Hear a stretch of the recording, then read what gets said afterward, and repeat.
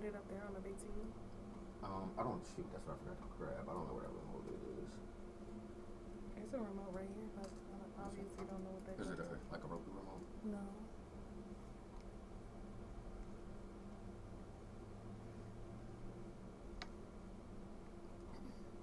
No, I don't see nothing that look like a Roku remote over here. All right, ready? Mm-hmm.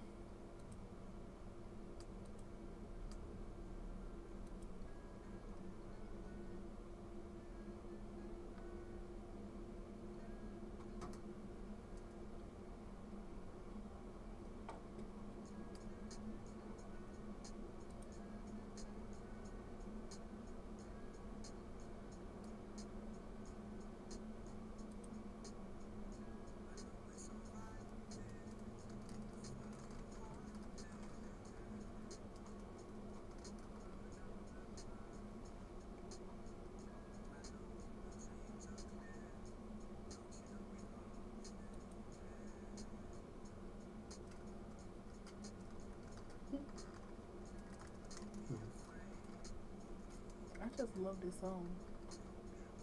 That's crazy dope. Got that mic on.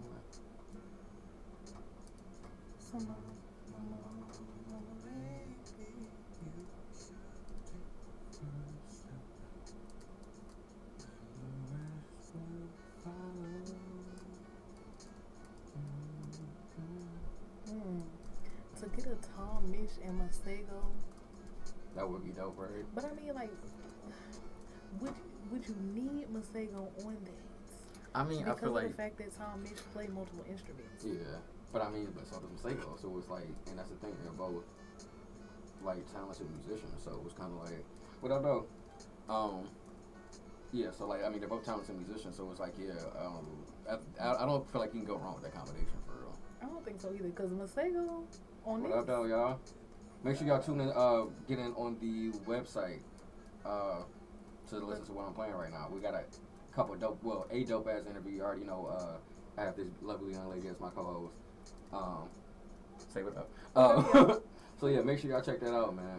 This one's gonna be another dope one, man. You do not want to miss this one. Definitely don't want to miss this one. I appreciate y'all always tuning in too. Thank you.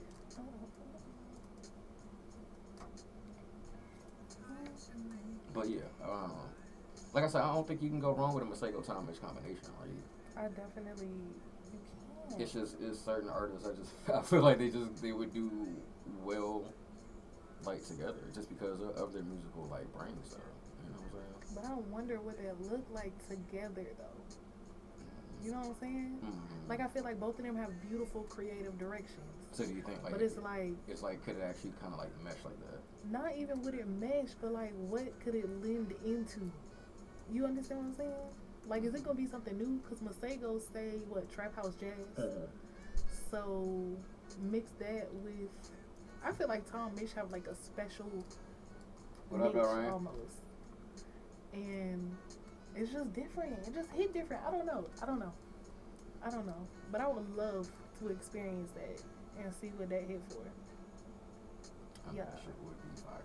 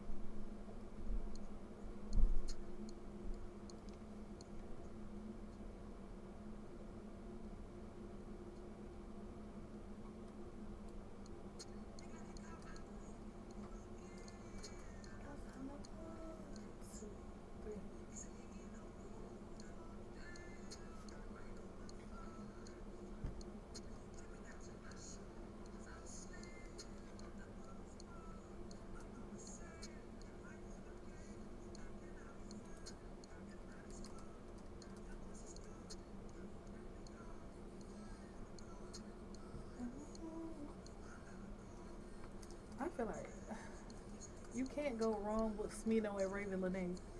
And I don't know if it's because I was introduced to Smino and Raven Lenae at the same time. Mm-hmm. Like, performing together.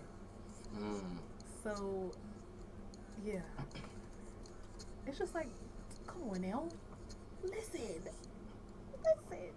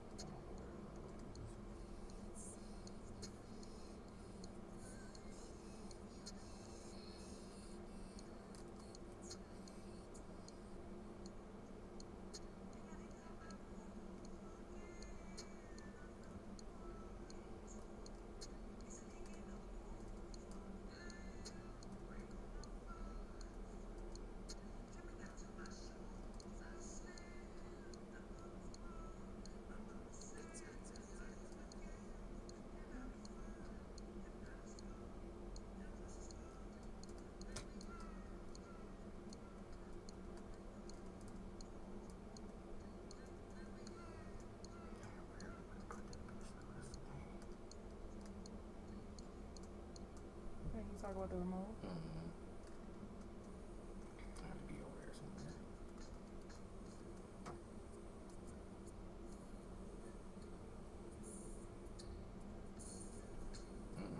Okay. You never listen. Mm.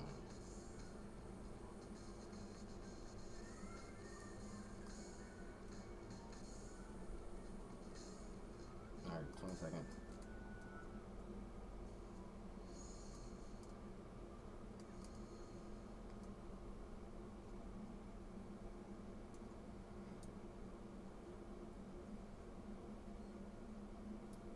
What up, though? And welcome to the bus stop.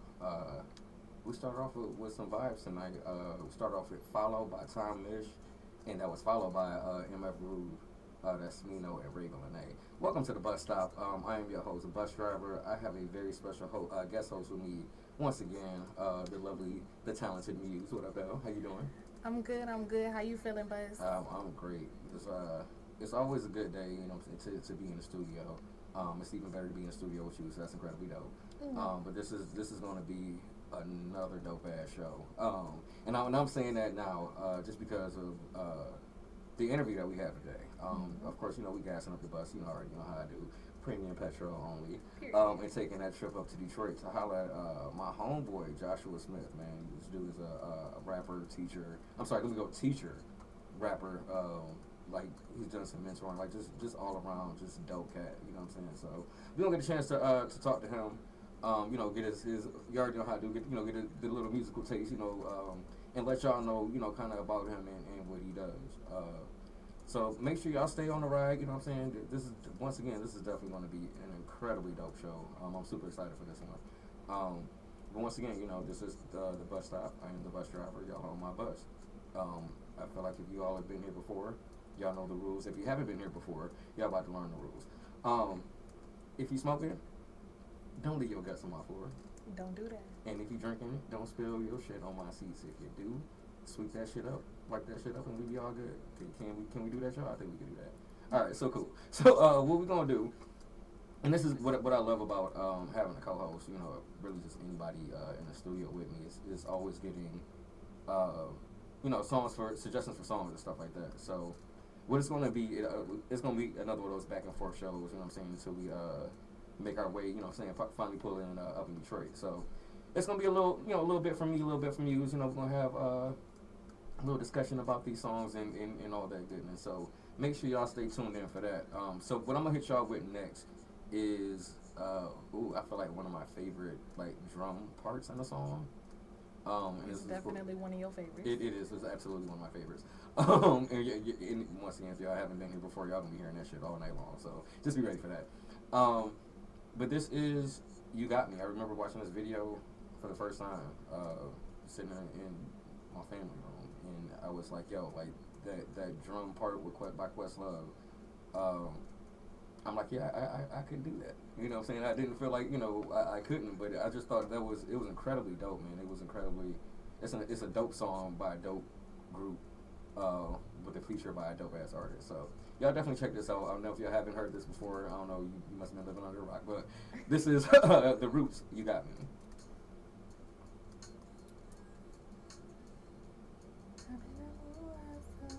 I don't know what I wanna I don't know what I want to do next.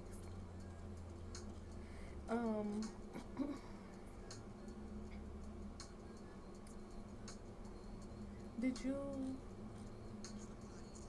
you get the Tom Misch with De La Soul? Mm-hmm. I kind of think that's where I want to go.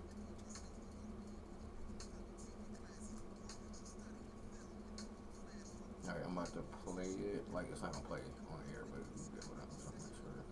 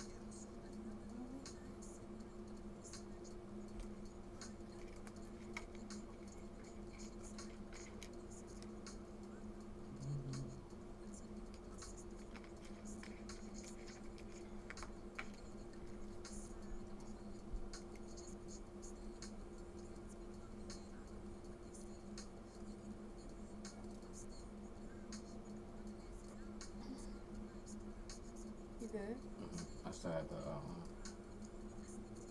instrumental was still.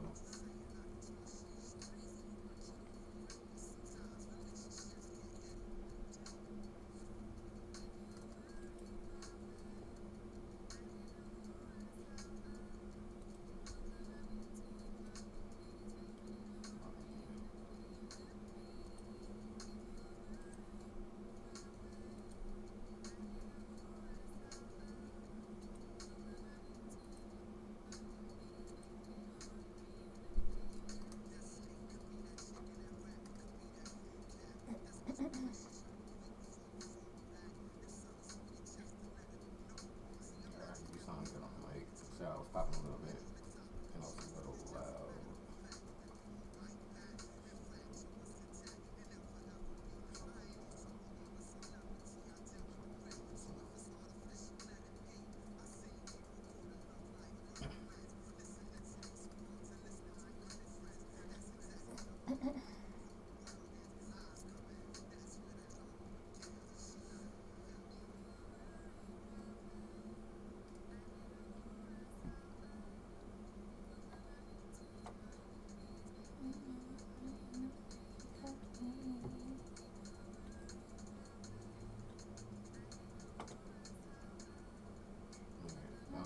You want to introduce this one?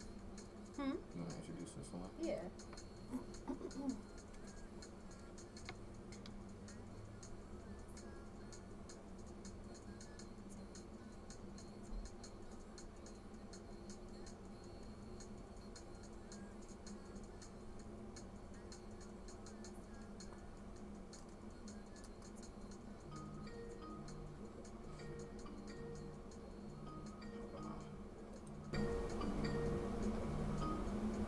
Yo, hold on, just a second.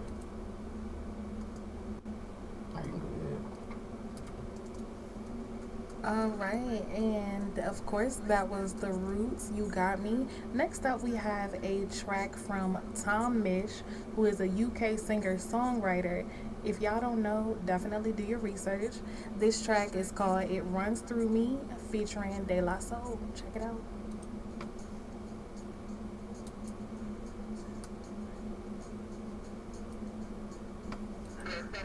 Yo. What's going on?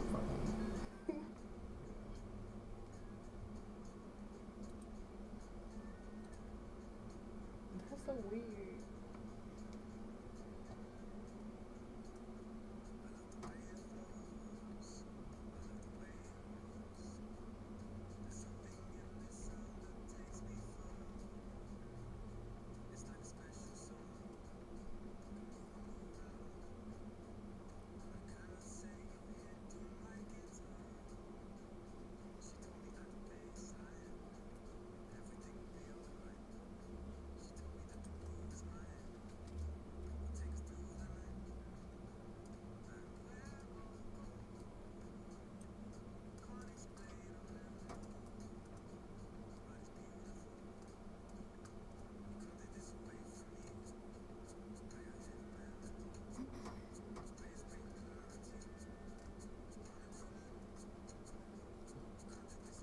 What, sir?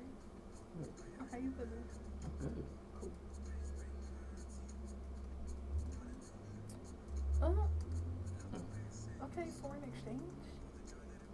Okay.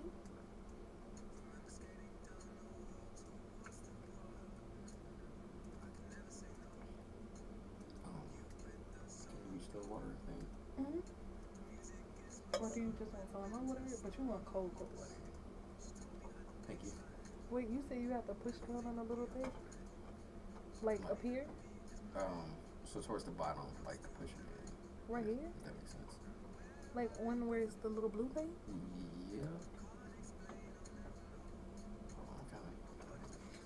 Oh, yeah. You got it? Yeah. Thank you.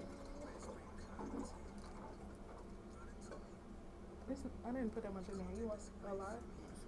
Because I'm like, dang, I didn't want to overfill it at all.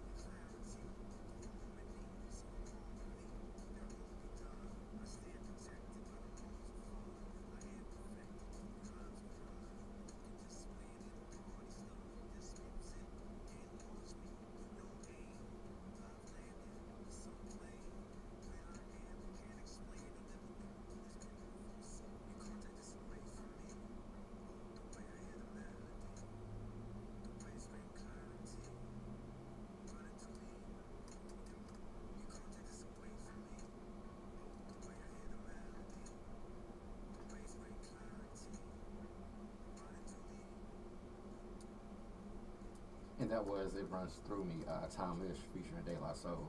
I think what's so dope about that combination, of course, like you were the one that put me on the Tom Misch. And I kind of think with collabs like with De La Soul, with Gold, with Freddie Gibbs, it gave him some validity to you know what I'm saying, to a certain extent for me, because like I said, it's somebody I never heard before, but to have like these dope ass artists and these dope ass groups, especially De La Soul, like they are hip hop legends, you know what I'm saying? Legendary. So it's just kind of to have that combination like that is incredibly dope, man, incredibly dope. So thank you for that one. You're welcome. And I hope y'all enjoyed that, man. Once again, that was It Runs Through Me, Time-ish, featuring De La Soul. So if y'all was digging that one, definitely get into his music, man, because he has a lot of good tracks, and I already know there's gonna be a couple more played throughout this show, so make sure y'all stay tuned in for that. And what I'm going to do, I'm gonna hit y'all. You already know how I do. Foreign exchange, little brother, Fonte, Big Pooh, all of them, all that goodness. I want to say I played this on here before, but if I haven't, this is one of Foreign Exchange's like doper songs to me. Like they've made some incredible songs, but this is one of my personal favorites. I told you they're gonna hear that all night. But yeah, this one, yeah, this is an apology, in a lot of different ways. So y'all check this out. This is All or Nothing / Coming Home to You, the Foreign Exchange.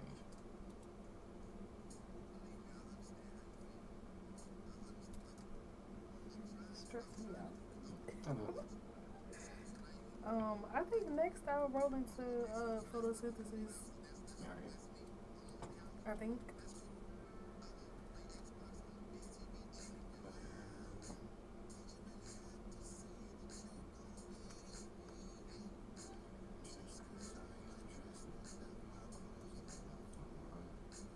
Everybody says that what we doing is easy.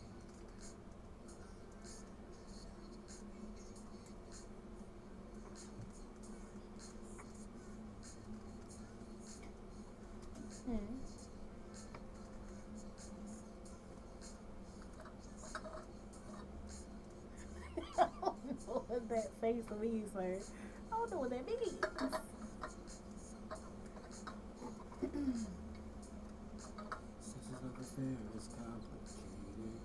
Oh, there you go singing. Okay, Buzz. Okay, Buzz.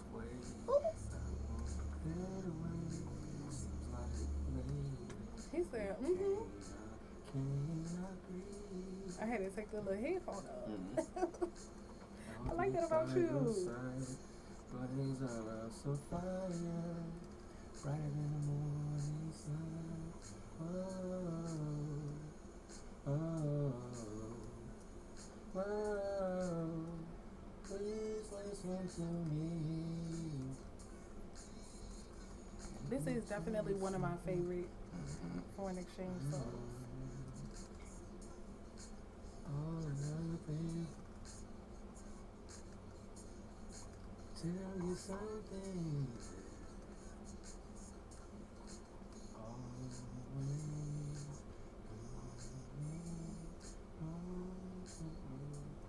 And you don't have to worry no more.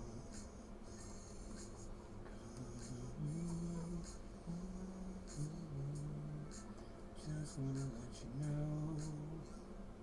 So we had another argument, and now your dreams and your fantasies gone. Both of y'all thinking it's the end of the world. Hold up. I understand my baby did just what she needs. Did you get a chance to listen to the bars yet? Cause I don't feel like I had my yesterday. I don't know what I was doing yesterday. Where did I go to yesterday?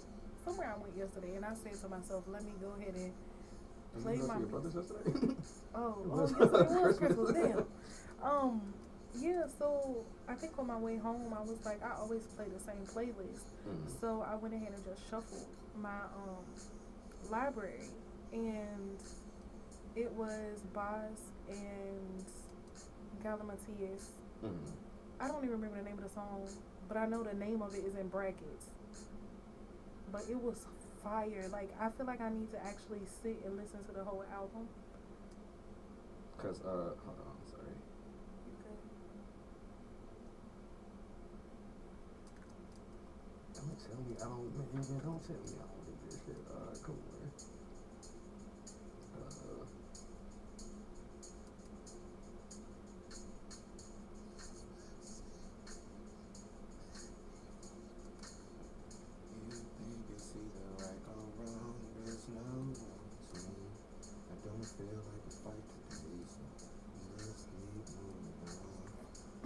free to take it as you please, but I'm still coming.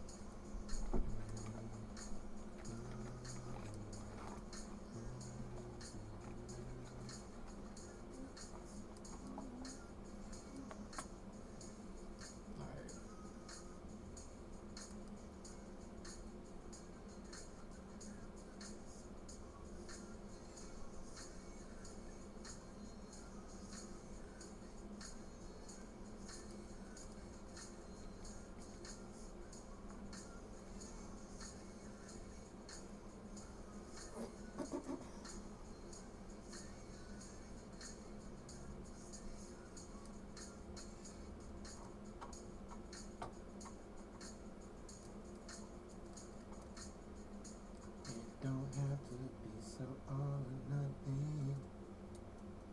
And that was All or Nothing, Coming Home to You by the Foreign Exchange. Once again, like that's one of their dopest songs in my opinion. Yeah. And I'm a huge fan of kind of like the songs that kind of switch up in the middle. You know what I'm saying? Or got a little extra at the end. So that's definitely one of those. And it's just a vibe, man. So I definitely hope y'all enjoyed that one. That was once again All or Nothing, Foreign Exchange. So coming up, I'm gonna actually let Muse go ahead and introduce this one. Excuse me. Yeah, so the next track we have coming up is by Saba. I feel like he's one of those rappers where if you know, you know. If you don't, you need to get on. So I don't have too much to say about this track. Of course, you just gotta listen to it. You gotta rock it out. You gotta feel it. This is Photosynthesis by Saba.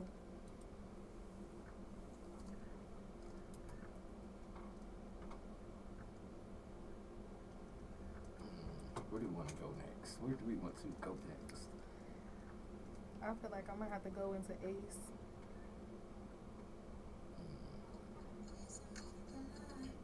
Cause I don't want to go into No Name. Cause I feel like No Name is gonna go. Oh, really? Well, I mean, but we here. Yeah. So maybe going into. I didn't say Shadow Man, did I? Nah, cause Shadow Man is the three of them. And I chose Ace over that when I thought about what songs I wanted to do.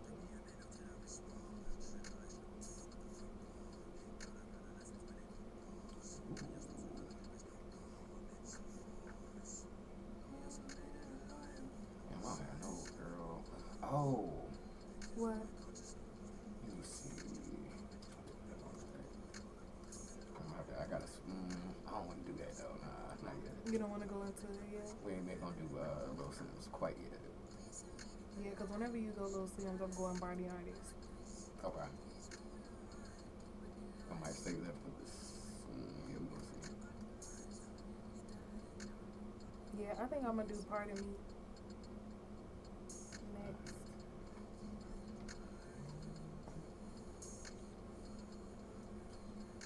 I don't know how I came across this song. I do not remember how I came across this song. What's wrong? Probably Pandora.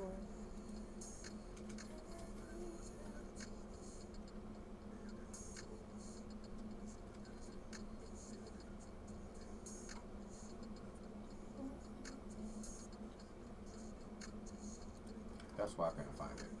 It's on the wrong name. Yeah.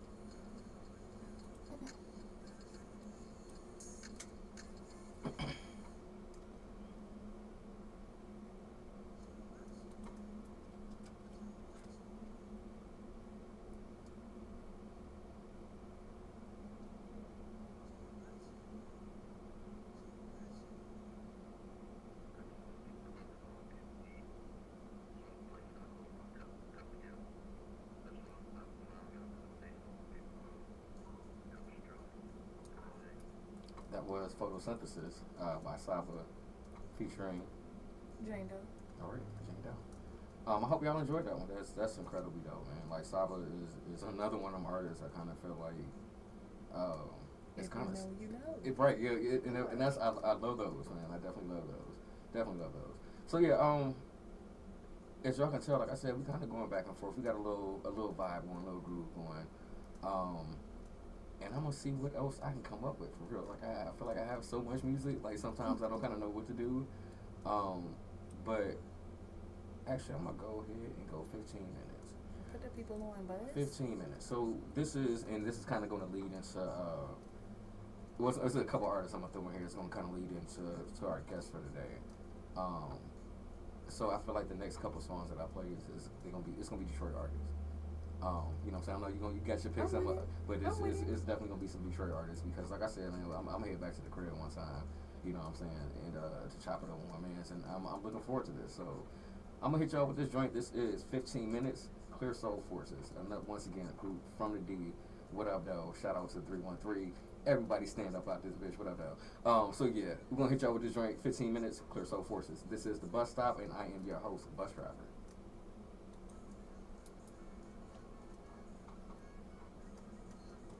I'm sure you said you want to go what next? Part of me. Parts of me. Who's that by? No name. Did I get that? I don't think I did. I probably didn't. I don't think I said it. You could go Ace. I don't think I got Ace either. I don't know.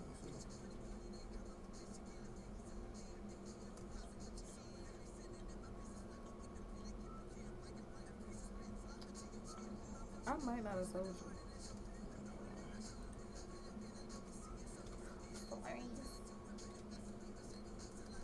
Yeah.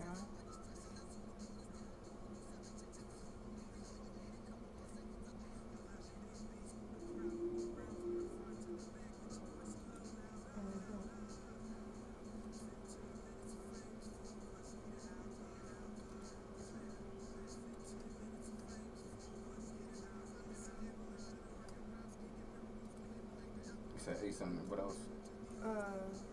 Parts of me. Part of me, parts of me. I think yes. No Ace.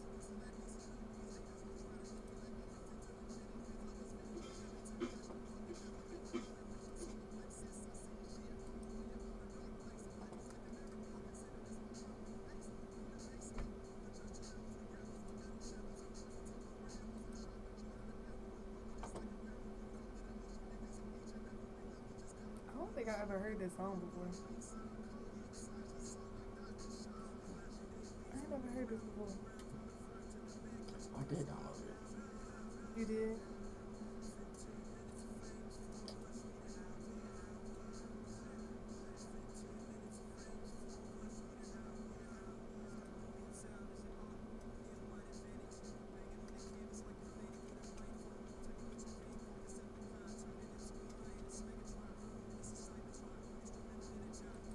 Oh, I thought it was that. Oh, did we do Angles? Did I play Angles? Today, no. But I feel like you played it before.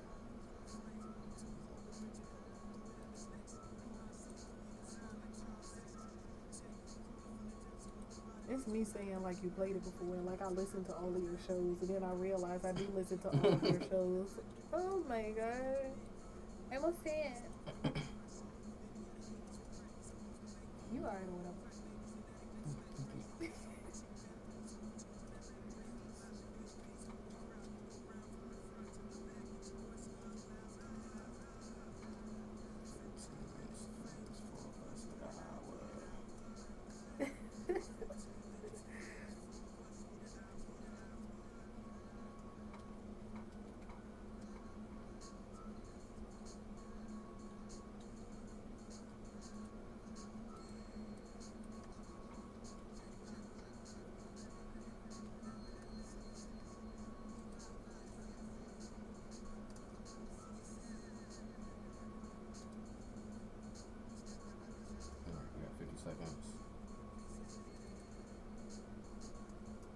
you doing Ace first? Okay.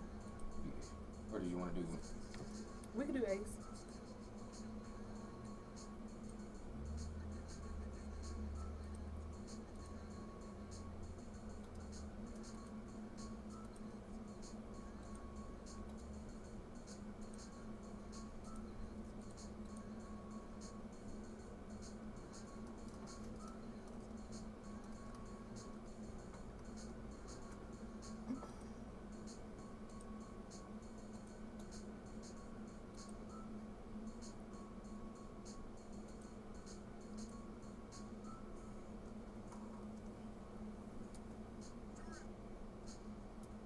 And that was 15 minutes. Clear Soul Forces.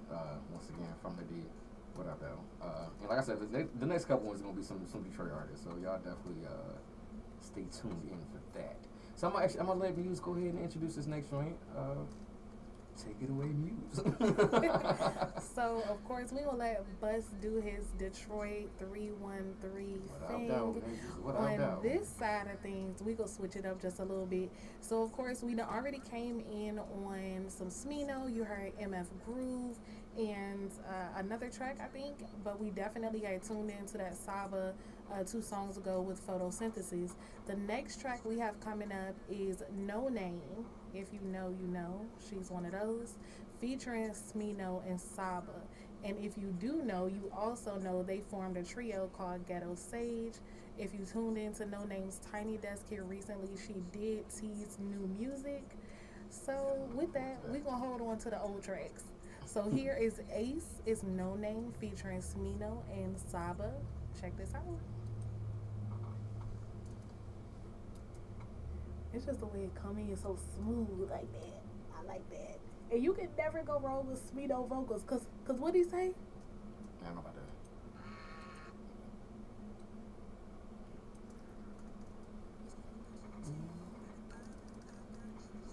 In my luggage.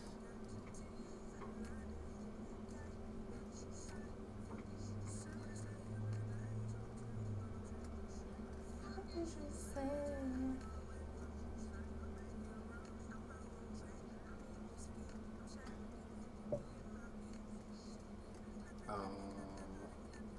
Do you see a Sharpie over there?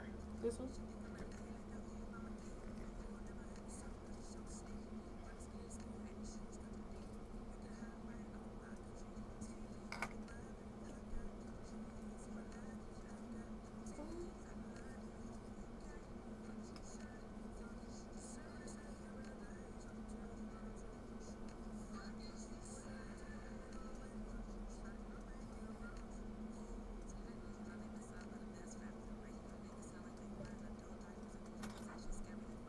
It's crazy because as much as I love this song, I never listen to No Name verse. Probably because Smino do everything for me that I need him to do in the song. But like, you really listen.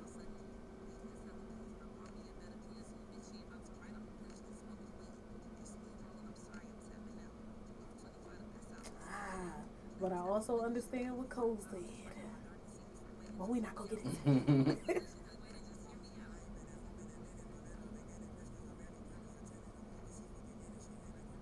Cause what would it have hit on if she was on Revenge of the Dreamers 3?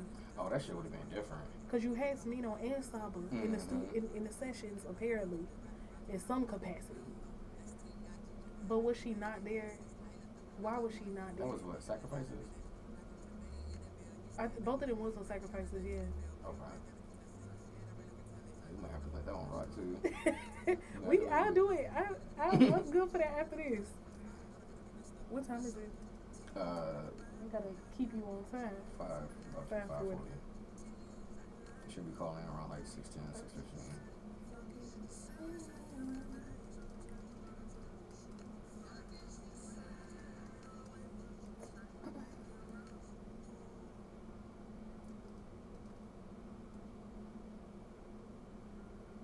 Look at you over there about your business. Look at you over there about your business. Yeah, here's that picture from Kristen, so I can send it to G tomorrow. And that was Ace, No Name, Saba, Smino. And you said the name of the group one more time so the people know. Ghetto sage. Ghetto sage. So ghetto, like the ghetto. Sage, like what you burn in your house to get rid of folks' nasty energy. Ghetto sage. And that's the thing, like we were just talking off air, like, because for those who've never heard it, Revenge of the Dreamers, the J. Cole 3. Revenge of the Dreamers. collaboration, 3. collaboration album. But like there was a track, and we're gonna play that joint in a minute. With Saba and Smino, so it's kind of like only imagine, what it would have been like having No Name, in those sessions. I can only imagine what that environment was like. Like you have all these creatives in one spot. I couldn't imagine. And that's the thing. So shout out to Yuli. I did get a chance to kind of talk to her about that a little bit. And it was to the I guess to the point where it's like you had certain producers in certain studios. Yeah. And you had people that were pretty much standing in line to get into that studio with that producer to try to get on, like, whatever track that they was working on. So I think that's kind of how you end up with, like, a lot of tracks, of course, that are on that album. It's just kind of like cats that you wouldn't think that would be kind of like, on the same song together, you know what I'm saying? But, like, I can only imagine, like, you got, JID and, who is it, Ski Mask, standing the same line, like, working on their verses. Yeah, and to think also, like, what about the tracks that we have not heard? And what about the verses that was laid down that nobody has heard? And that's one thing I always wonder about, man. Like, and I know, there are songs that we would never hear. Yeah. And it's with combinations that possibly we maybe would never thought of. You know what I'm saying? Like, it may be some, Michael Jackson, David Bowie, something like, it could be something like, what I'm saying, like something wild out there that we don't know about. Because I feel like it is always so much music that's considered, I guess, by the artists like throwaway stuff. You know what I'm saying? So it's like you do kind of, we don't know what didn't make the cut. Mm-hmm. And that's one thing, I always kind of have that question, man, especially with great artists, because it's like, yo, this is as amazing as this is. This is what you put out. Like, I can only imagine, like, the stuff that you didn't put out. Mm-hmm. So that is, man. That's what we know. All right. So like I said, I'm gonna keep going with the Detroit artists, man. This man is a legend in the city. Honestly, he's a legend in rap. If y'all don't know, once again, I don't know what boulder you've been sleeping under to not know the lyricism, the dopeness, the greatness that is Royce da 5'9". So I'm gonna hit y'all with this joint. This is off of the Allegory. This is Royce da 5'9" featuring Westside Gunn, Overcomer. This is the Bus Stop.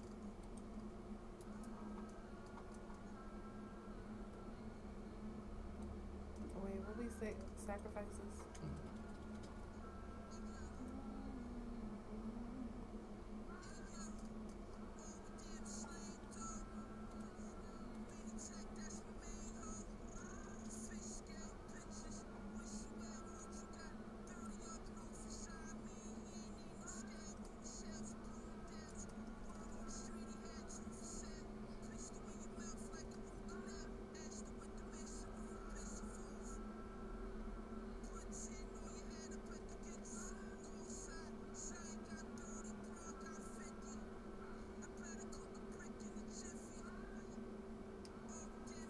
I was listening to yesterday. No, I think it was the Ari Lennox, Ty Dolla $ign, and Omen is what's the song? That song. Okay, yeah. I'm mad that I just did that. But you know what I was talking about. And everybody saw that too. You know it. But yeah, thinking about that, like, Omen verse,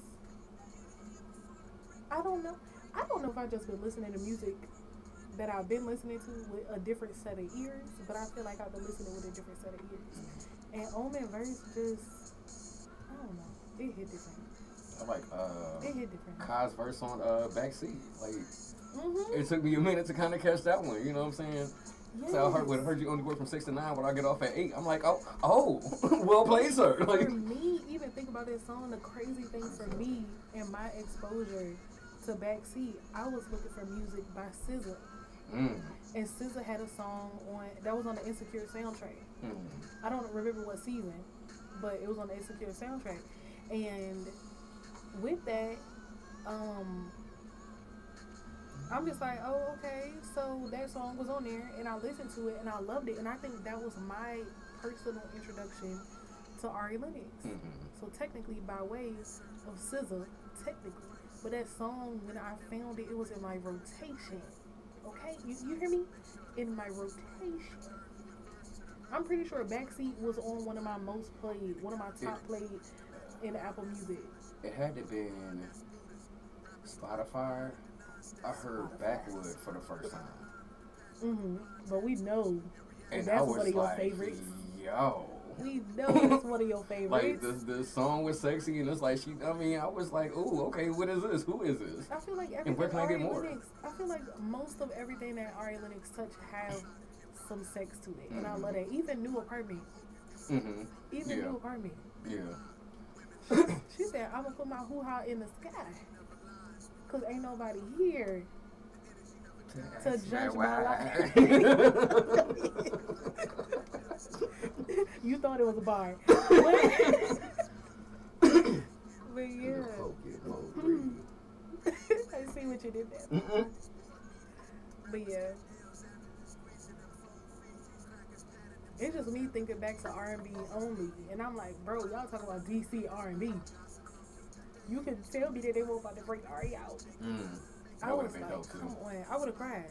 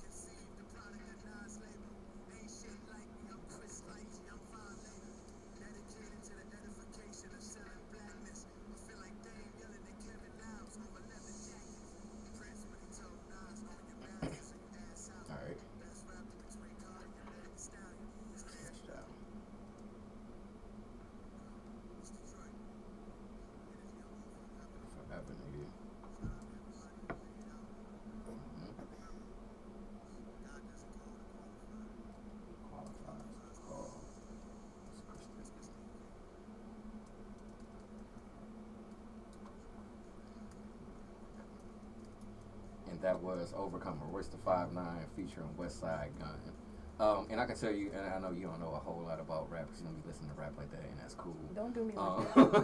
Don't do me like that. I can say like Griselda, like that whole, Westside Gunn, Conway the Machine, Benny the Butcher. I felt like I slept on like that whole camp, like for a long time. Because I would hear people talking about them, what I'm saying? It's like, yo, Griselda. And so, like, I actually really got into the music, and I see why people fuck with them. Like, it's everybody has their own style. Yeah. I mean, it is a lot of gun and drug bars, but at the same time, it's something about it. It's just incredibly fire to me.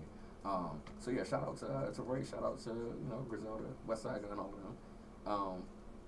It was good shit, definitely good shit. So I know we were talking earlier with Saba Smino and how we wish we would have had No Name on this track that I want you to go ahead and introduce for us. Yeah. All right. So of course I'm vibing to all of the Detroit tracks that we listening to, but of course, as Bus said, just getting into this Dreamville bag really quick. This next track that we have coming up is from Revenge of the Dreamers 3. It's Dreamville, Earth Gang, and of course Jermaine Cole featuring Smino. Jermaine Cole. But yeah, of course featuring Smino and Saba. This is Sacrifices. If you missed out on this album, this collaborative album, definitely check it out. It came out a couple of years ago, but it's still rad. So again, this is Sacrifices, Dreamville.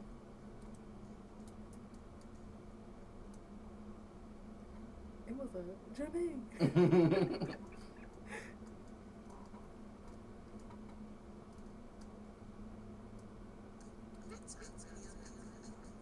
What did he say? Yeah.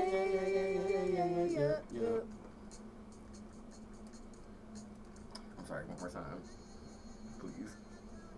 I'm trying to be a responsible adult. That nigga back from here.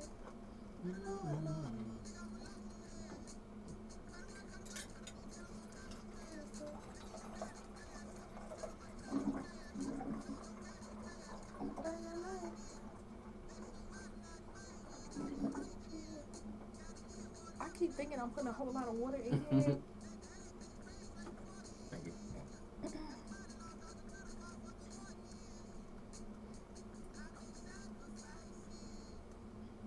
Bloody sacrifices.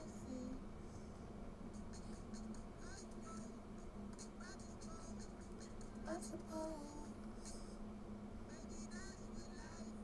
Bruh. I'm just thinking about Earth Game and some of the water. Mm-hmm. Oh my god, that shit was lit.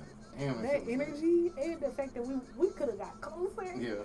I feel like it was close enough because we didn't have to worry about nobody pushing up on us and all that. We had them cheering around us that didn't know nothing about it in the way.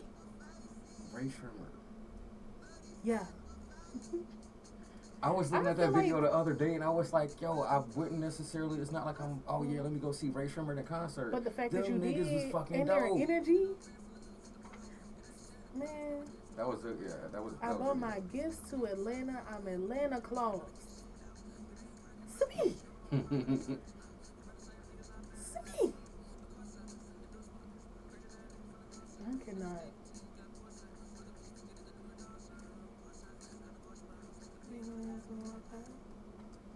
Oh, bro, that shit groovy. I'm real self on nigga, call them grease beside your sneakers.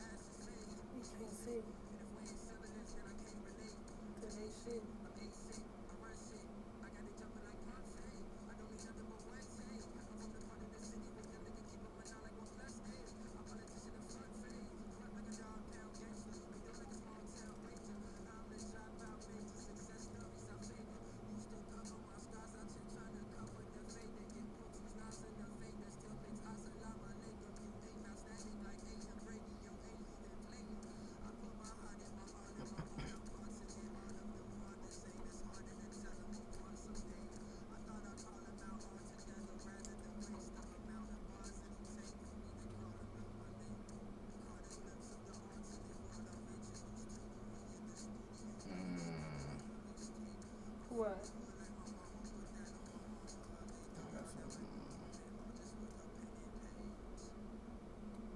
I'm trying to figure out what I was about to play. I'm gonna keep with my choice. I think I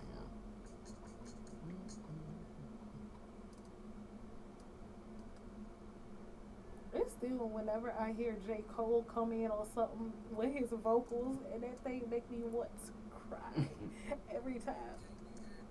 Or like even him coming in on this, like it was so calm.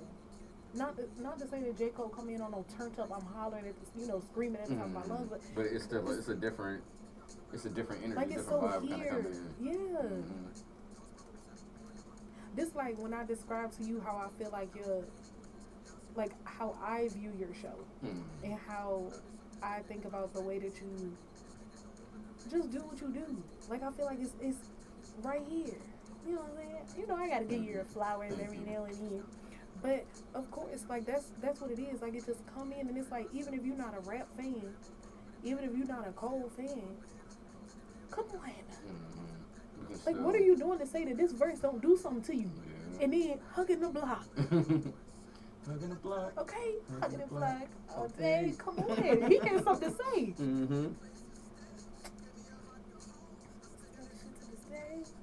This man said this with his chest. Hugging the block. Come on. You know that man was right. You know he was writing and crying at the same time. I feel like it's not cap. But I think that's the difference with Cole. I feel like in a lot of different artists, like you feel like the genuineness. Yes. You feel that shit. The like authenticity that's really what it is there. Oh shit. Is that?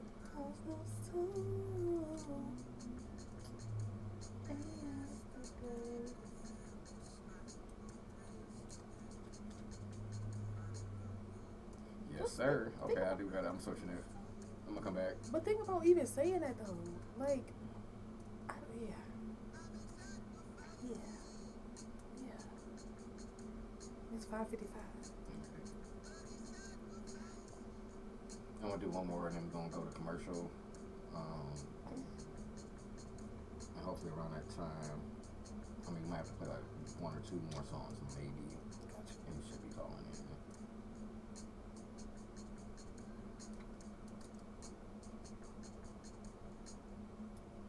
And that was Sacrifices, Strainville, Earth Gang, J. Cole, Smino, and Saba. And kind of keeping with the theme, and since we were talking about Jermaine Cole, during we were off air, it's just the way that his intro into his verses, into any verse, it's a smooth, like, it's a smooth slide, and the shit is always dope. You know what I'm saying? Whether he's singing or, you know what I'm saying, I kind of feel like it doesn't matter who he's on the track with.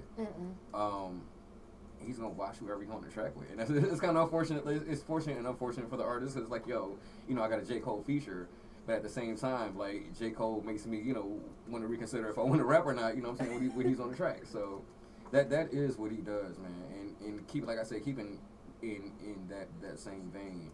And me still keeping with my Detroit thing. Wow, you see what I did there? Yeah, I like that. Got to go back to some Royce da 5'9". And if y'all don't know, it's people from the city. Like, this was a spot. When I was growing up, it was an island. It was like an island theme park. And it was Bablo Island.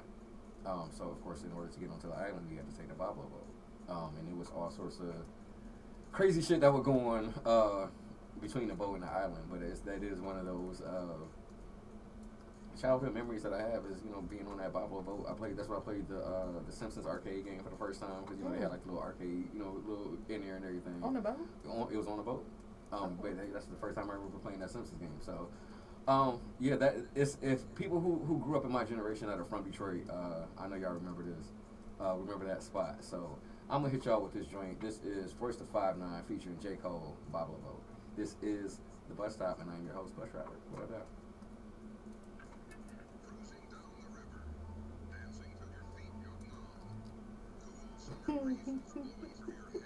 I definitely was finna make a joke. We said, those of y'all that was, you know, grew up in my generation. I said, let me not. Let you not. Let you not. Wise choice. I was like, let me not do it.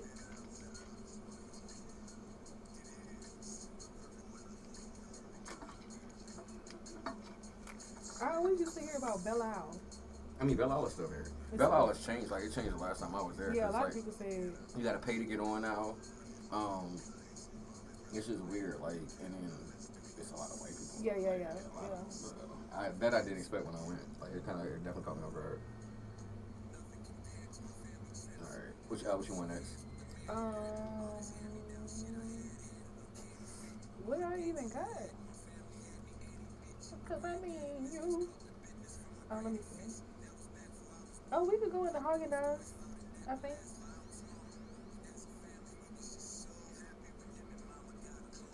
The Bablo boat.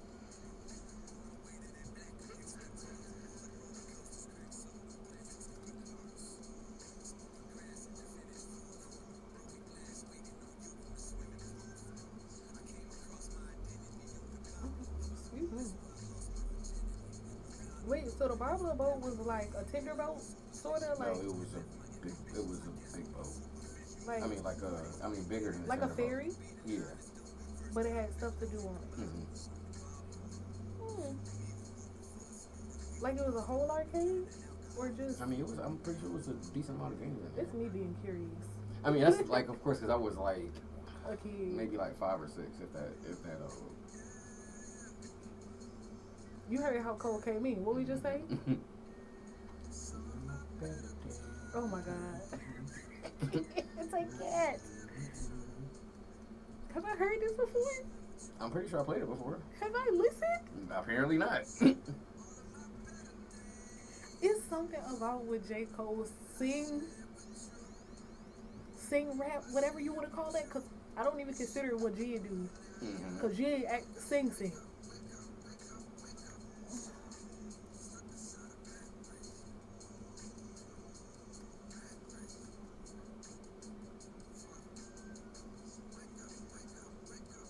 Oh my gosh.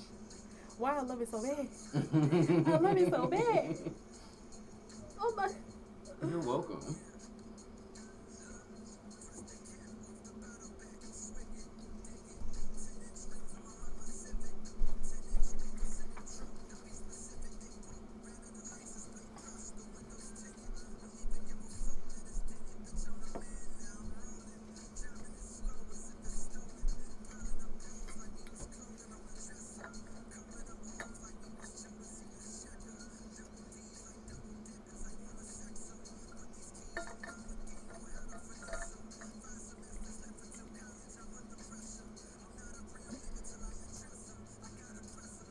It was that college statement for me. I ain't waiting. You know, I'm not counting down. Classes to start back up.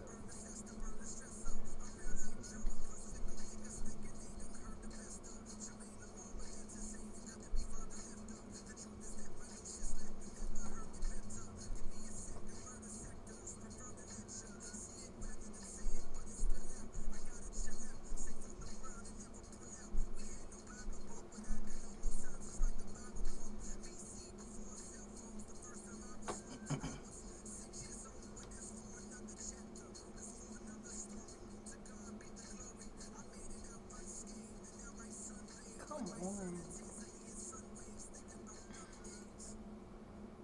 Easy. And I think that's the killer. Like the niggas just make the shit seem so fucking easy. Come on.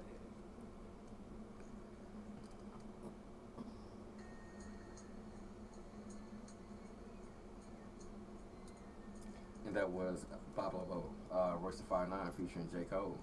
And that nigga slid on that track. Like, god damn. Easy. And I feel like that shit like that be light work for him, man. That's the crazy part. But what we gonna do, you already know how we do. I just need to go ahead and kind of gas this bus up real quick. And if y'all know premium petrol only. Premium. You did. So yeah, we're gonna take a quick break and we will be right back. This is the bus stop.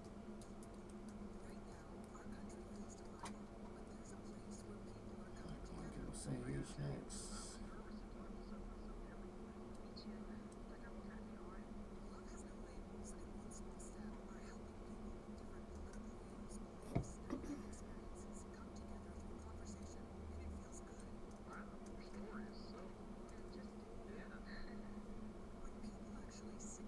You already played the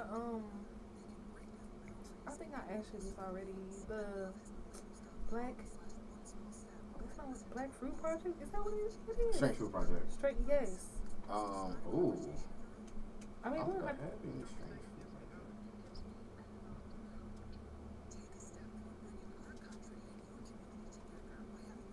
No, I don't. All right.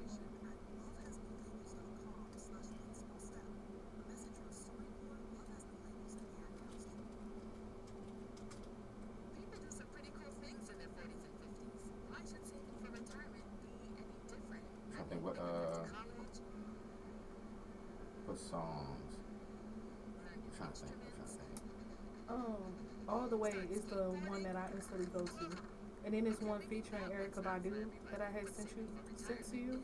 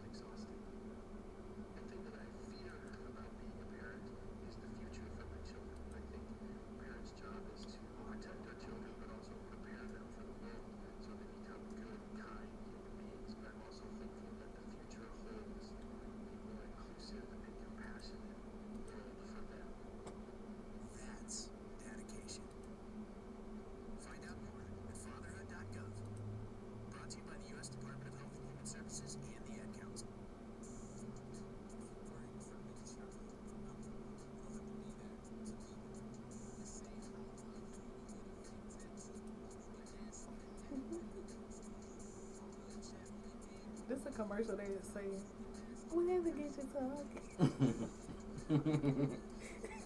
I be in the house. The weed come. I be singing right along. What you mean?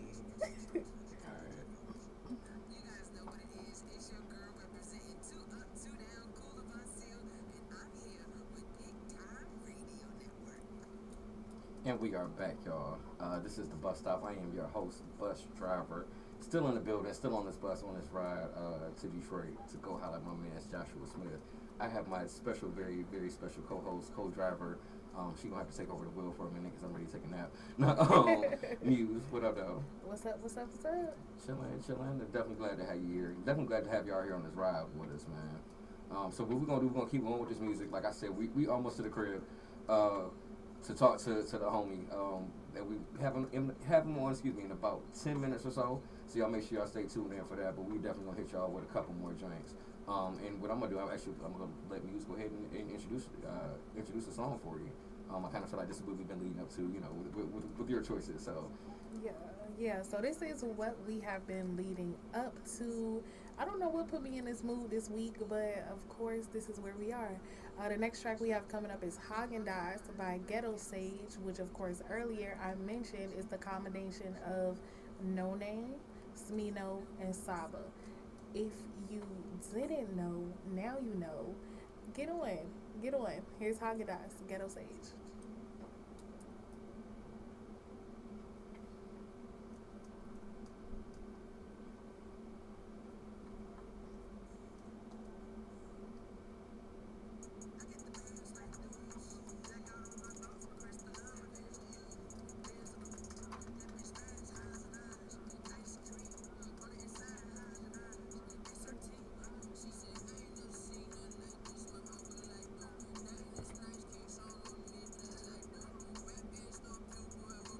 I wonder what the sound is gonna be because when this came out,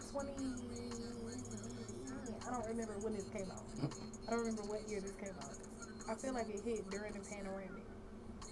oh shit! I didn't even know you was on, bro. All right, we got everybody. Can you hear me? Actually, no, they can't hear me.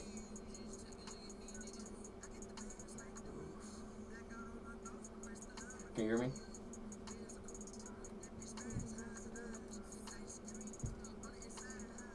Yo.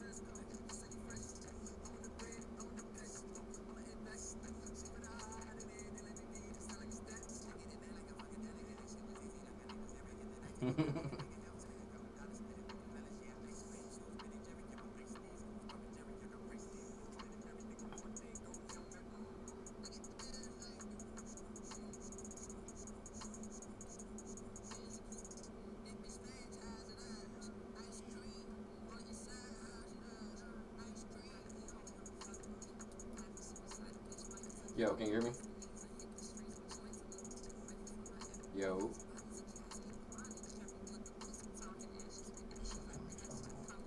Yo.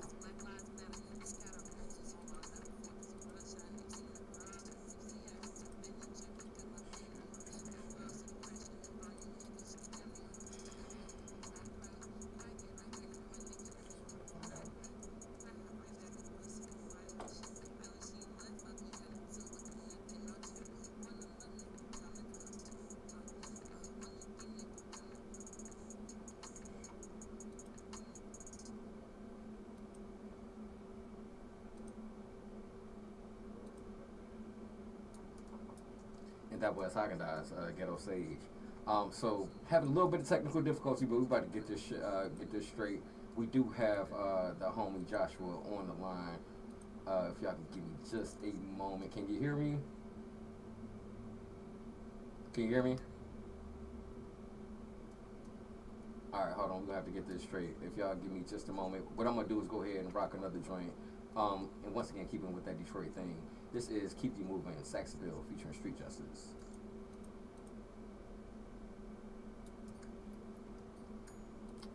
Shit. Yo, trying to figure out. Fuck, what am I doing wrong?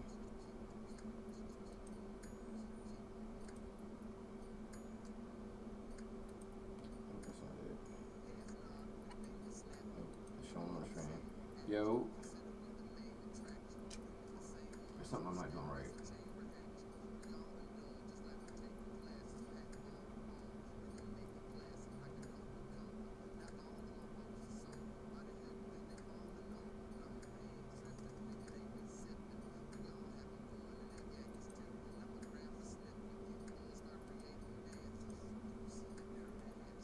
Yo, yo, yo.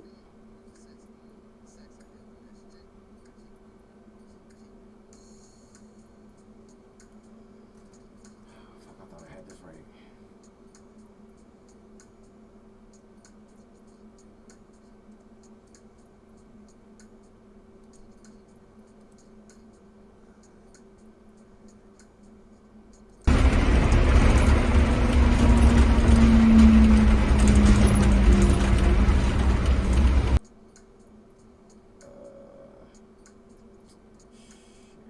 Shit, what I need to do?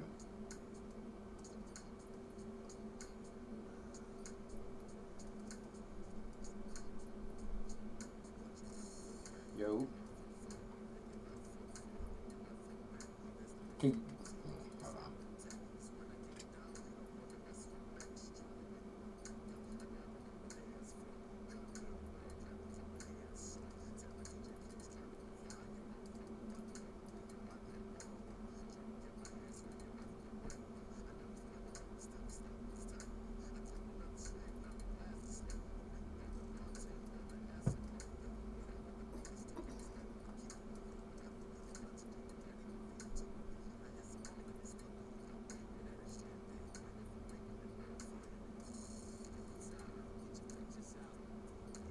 Something that I didn't hit.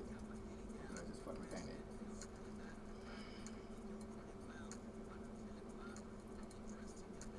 Was it really that easy?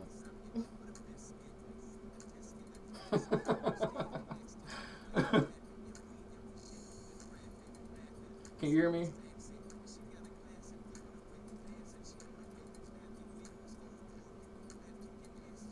Okay, cool. So you can hear me? Oh no, we can't. No, we're not there yet.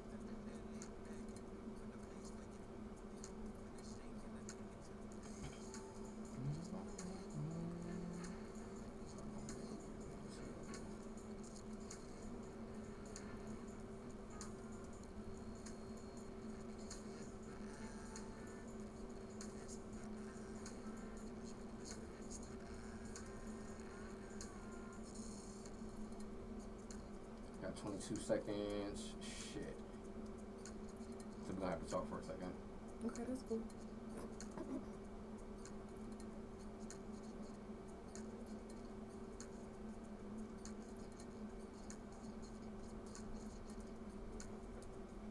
And that was "Keep You Moving," Saxville. So once again, like I said, we're trying to get little technical difficulties straight, but you know, we're gonna work it out. The homie G is definitely on it for me, which I definitely appreciate 100%. It's always good to kind of have that eye in the sky, you know, that the weight, if you will. Kim Possible. Yep, there you go. So yeah, that's incredibly dope, man. Once again, this is the bus stop. I am your host, bus driver. We are going to be here live momentarily with the homie Joshua Smith, teacher, dope ass rapper, just all around like LS dude. And it's something that he said, and I can't wait to get him on so I can repeat that.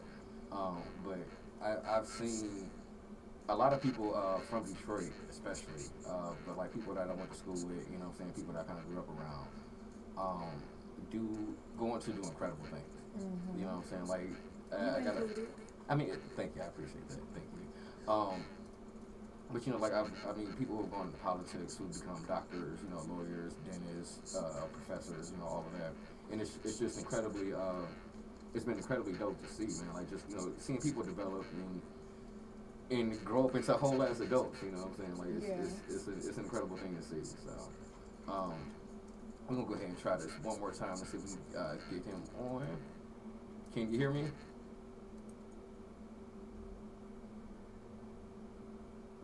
Yo, you still can hear me? All right, we still working on it, y'all. And this is once again, we still you know this is a relatively new station.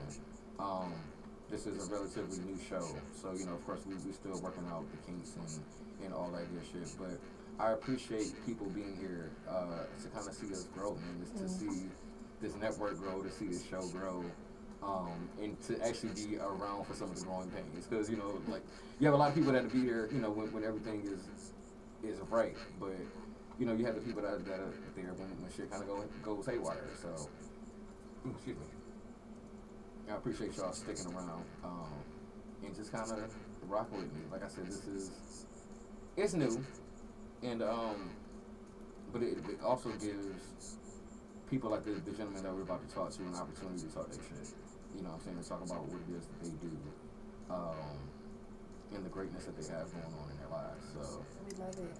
We love it. We are definitely about to try this one more time. Oh, I'm sorry, I got the home. We still got the eye in the sky doing this work. So what I want to do, G, if you can hear me, I'm gonna play a song real quick. We're gonna go ahead and get this straight, and we will be right back. What do I? We're gonna go with a little bit more voice for y'all. Voice and Conway the Machine. Boo boo.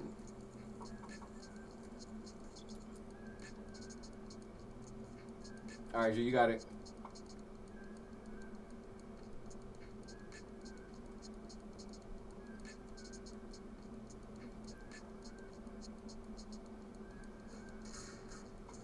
I didn't hear anything. I couldn't hear him. I'm trying to make sure you hear me.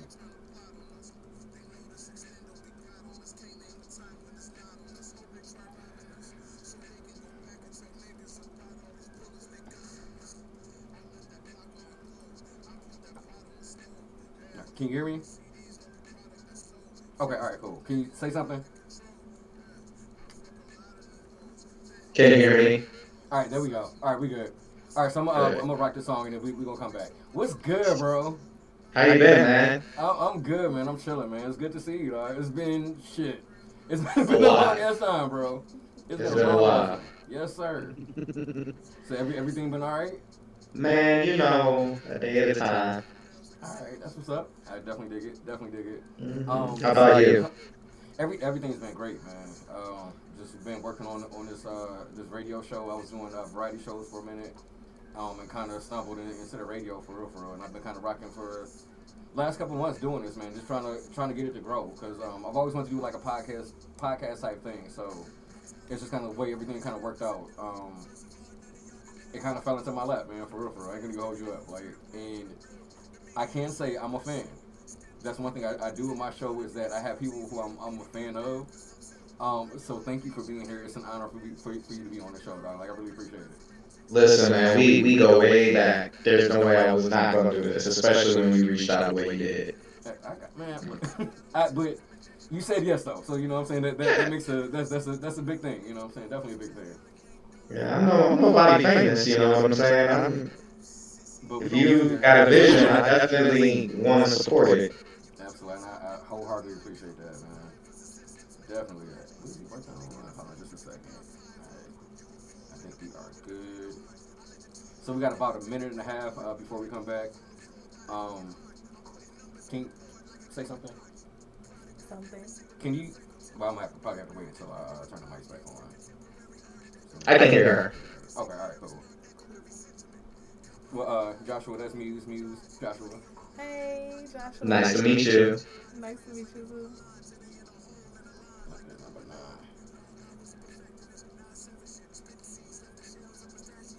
Alright, I think we are good.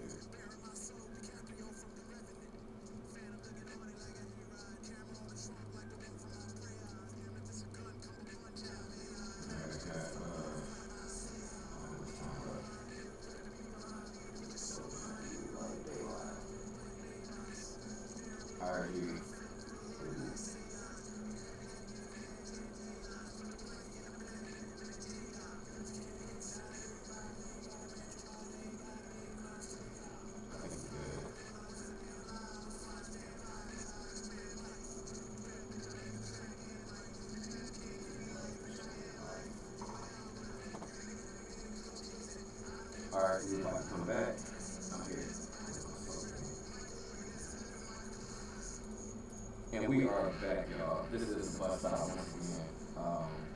I am your host, the bus driver, and we are here live. We're gonna take a trip all the way to the D. To holler at my homie, somebody who when I first, I want to say it was 5th grade when I met you. I think it was 5th grade. And I believe we actually had a fight at the end of the school year. Absolutely. And from then on, he was my best friend at school, man. This is the homie, teacher, rapper, all around, just dope ass individual. Y'all can give it up. Y'all make some noise. I'm gonna get you with the class too. For the homie Joshua Smith. I'm glad to be here, man. Absolutely. Definitely appreciate you taking this ride with us on us, man. So, what I do want to do, before we get to the music, just kind of tell people a little bit about yourself, kind of what it is that you do, where you came from, and kind of where we're at now. For sure. Like, I would say, most importantly, I represent Detroit. You can see it on the hoodie. I've known your host since 5th grade, like you said. Pretty much been doing rap since college, like 2005. So almost a 20-year career. That feels good to still be doing it to some extent in 2023 and going into 2024. Also work at my alma mater, which is MSU, Michigan State. And I'm also pretty active in the church, sometimes I perform there, which is wild because my music is definitely secular as hell. But there have been some cool opportunities to get involved there, so just trying to figure it all out. Okay. So I can't tell you, I gotta get, I guess a little personal with this one. I want to say it's 8th grade talent show. You wanted me, because I remember you talking to me about it, to do, find a way to try to talk with you. And I was so stage, I had stage fright, I didn't do it. But I also knew then, seeing you on the stage, I'm like, yo, this dude, we only got to do something with this. Definitely do something with this. And that's why I'm excited about even talking to you and kind of having this platform to put people on TV. Thank you. And that's one thing I am super excited about. So y'all make sure y'all stay tuned, y'all stay on this bus, because there's going to be a lot of good shit coming. So, as far as rapper, I know, of course, you mentioned Tribe Called Quest. Who are in your top 5 as far as, like, I wouldn't want to say rapper, as far as musicians go? Who are in your top 5? Oh, man, that makes it a much harder conversation to have. I listen to everything. Sometimes it's rap, sometimes it's jazz, hard rock, yacht rock, classical, pretty much bounce based on what my emotions feeling. If I wanted to take just any 5 that really play into who I am, Stevie's probably my GOAT. Like in the infamous Stevie Prince Mike, when I was younger. Yeah, I think when I was younger it was more Mike and Prince. Prince was number 1 for a long time, but Stevie, he just can do it all. He can do what the other two, well, he probably can't dance as much, but he can definitely play and sing, and his arrangements and just his approach to collaboration is a lot like what I think about with rap. So just getting the most talented musicians he knew on a lot of his projects, the same way that I look at rap, but also like when I have the band and I'm playing with them live, I want to have everybody in the same room, and it's not an ego thing that I have to contribute to what I do, but just I think the collaboration makes everybody better. I'm a big fan. If we're talking musicians, ooh, this is so hard. If I had to throw, Pac is a GOAT when it comes to rap. He made something very beautiful and poetic feel attainable because he wasn't Kool G Rap, he wasn't like super lyrical, but Pac had lyrics though, and I hate when people sleep on him. I think it was a cultural bias there where New Yorkers and East Coasters were used to a certain kind of rap, and West Coast was doing something different. So Pac got hit with a really unfair lyricist or lack thereof tag when, come on, dog, Pac has some of the most iconic verses we've ever heard. Absolutely. With some of the most iconic songs. Mhm. Top to bottom. Yeah. We're gonna throw it the rock. I mean, there are plenty of guitarists. I'm a big Queen fan, so I like Brian May, Van Halen, even Eddie Van Halen. Just can shred. Has no real bearing on me as a rapper, but he's on the list. Those guys are on the list. Yeah, things I like. Jazz. I'm a big fan. I'd probably say my favorite bassist all time is Jaco Pastorius, so I like a lot of Weather Report. It's the reason why I think I like Thundercats so much. I went to a crazy concert of his at the Masonic Temple, and every song he played, he did an extended bass solo for every song. And And I was like, okay. this is the kind of stuff I can get into. I do. And then fifth, if I were gonna throw somebody from maybe like the R&B, I'm a big Janet fan, man. Okay. There are my days when I kind of like, do I like Janet better than like, I don't know. But I just think her collaboration with Jimmy Jam, Terry Lewis, a lot of, I think she aged pretty well in her career. And I mean, I don't necessarily incorporate what she does in her stage show in mine, but I definitely watch like her videos. I watch Mike. I watch newer performers like Janelle Monáe, how they kind of are on stage and incorporate that into what I do. Especially when I was like in my 20s and it was definitely moving around all the time. Now, Jump around on stage. now at 38, it's kind of like, gotta conserve that energy. Make sure I don't. Exactly. One bad move and you've got messed up knees or plantar fasciitis or concussion or something. So it's a little bit different. There are definitely rappers that I like watch that I take more. They were a little bit more stoic on stage, and that's how I am now.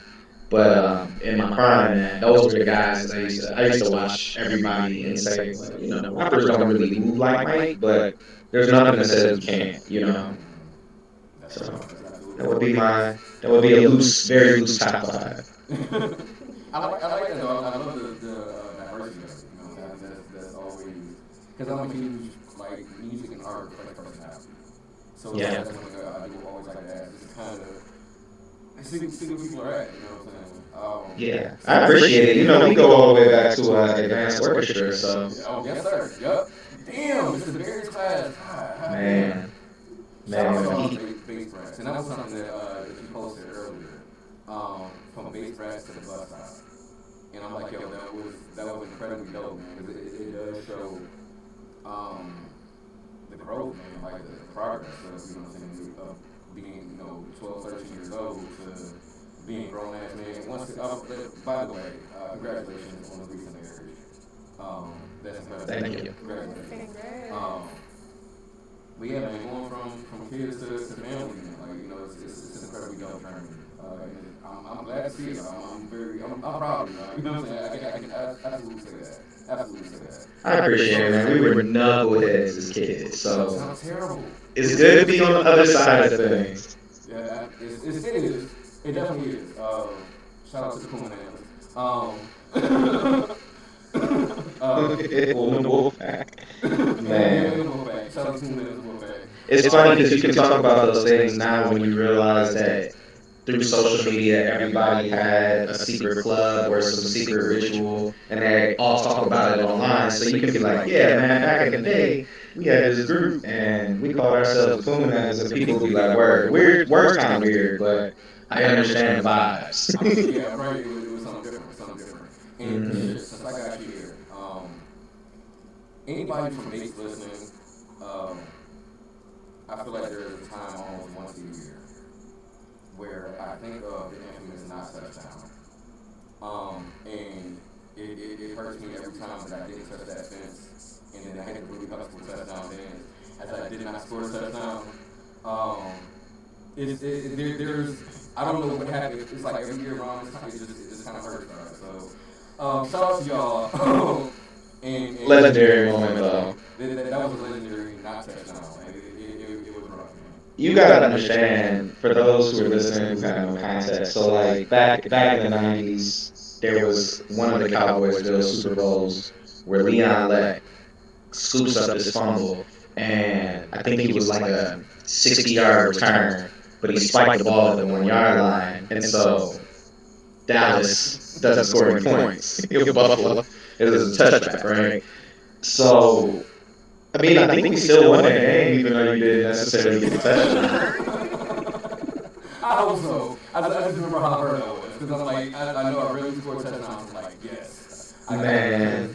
Those are simpler times, though, man. We've had there's just so many elements. One of our classmates passed, and in eulogizing him, I was just telling those stories about us out there on those dirt fields. There's just so much growth as young men. Like, those are one of those things Spike Lee could have made a movie about. Something like The Rock, how could have just been the dirt fields and talking about, like, I mean, it was athletic. We needed to do sports. Some of us ended up playing real football and going to college and playing ball, but like that was just where it was at, man. I think one of the things I miss about how we grew up was just as young men, we were real connected with one another. I mean, people's worldviews change, and there's some folks that, just like, if I invited them to dinner, I can only do it for 30 minutes because I'm serious. I'm like, I'm good. But we really looked out for one another. It was really no real beef. Like, people might like each other. As kids, it didn't really mean anything. And I just miss that because I wonder how young men grow up now and what kind of friendships they have. And I don't know, base was just interesting because we didn't really clown each other to the point where, like, some of us were bullies. I talk a lot about, like, that point in my life when I was bullied, even though I was smaller than almost everybody. But I think that we were really good about, like, not doing the kind of like drama and trauma damaging things where kids could pull themselves out of the hole. I hope. I don't know if everybody feels it. And it was a special time, man. That was the time where I talked to black young men about hockey and not feel weird about it. You know what I'm saying? I think that was one of the dopest things once again, R.I.P. Rodney, because that we used to sit and talk about, you know what I'm saying, games after, the next day, and it didn't feel out of place. You know what I'm saying? This was like our normal, this was our everyday, talking about hockey, talking about, music. Shout out to DJ Platt, by the way, too, because I remember the time when she said talk about, the Bone Thugs album like all the time. So it was just that time, that space, it was something special. It was something special. Like, shout out to Platinum. I saw him last Saturday too. We were at a spot downtown, and I didn't know he was going to be there, so that's good. We're all still connected like that. You feel me? You never probably even remember. I had NHL 2004, and I created 3 players, and we all played on the Predators. It was me, you, and another one of our homeboys, and you were winger, I was center, and he was a defender. See, that's the stuff we used to get into. Like, all the sports can be interesting. I even find myself, it's funny, like, my wife caught me watching the Olympics, and you'll see some sports that you're like, I don't know anything, how this runs or what the point is, and you just watch. And then I found myself doing, like, when dads put their hands on their hips and they're just watching TV. And I'm like, why is Olympic handball so fascinating? It's just fun. It's actually when I was watching this morning called The Body. It's almost like a tag type thing. And it's like, I ended up watching that one the first time, like, last year. And it was on Hulu this morning. And I'm sitting there watching, like, I know the exact scoring systems. And, like, because you appreciate the competitiveness regardless of kind of what's going on. You know what I'm saying? You kind of appreciate that aspect of it. So that's absolutely a lot of different sports you kind of end up watching that you wouldn't necessarily expect to watch. Yeah, absolutely. So in your performing, and I guess I don't know kind of where all you had a chance to perform. I know you've done some things at State. What's been one of like your favorite like performances? I already have an answer for that. I never forget it. So that no one like goes and does anything else, I just open with the big thing is that we, me and my band, we opened for Chance the Rapper. And so Excuse me. I think Coloring Book had not yet come out, but he was riding that wave of acid rap. So he was. I watched him perform for the first time at this bar in Lansing, where the capacity is like 200 people. He wasn't the headliner. Vic Mensa and Kids These Days, that group from Chicago, they were headlining, and everyone was just like, Chance the Rapper, Chance the Rapper.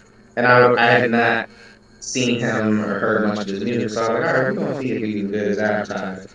And homie blew the door off the hinges. I mean, he packed that bar out. So he comes back next year. I've had this happen also opening for Macklemore, where just in 1 year, someone goes from like, I'm doing a bar to I'm doing a 2,000, 3,000 capacity venue at Michigan State. In Macklemore's case, it was the Breslin Center, which is, where our Spartans play. So that was like 10,000 capacity versus, or more.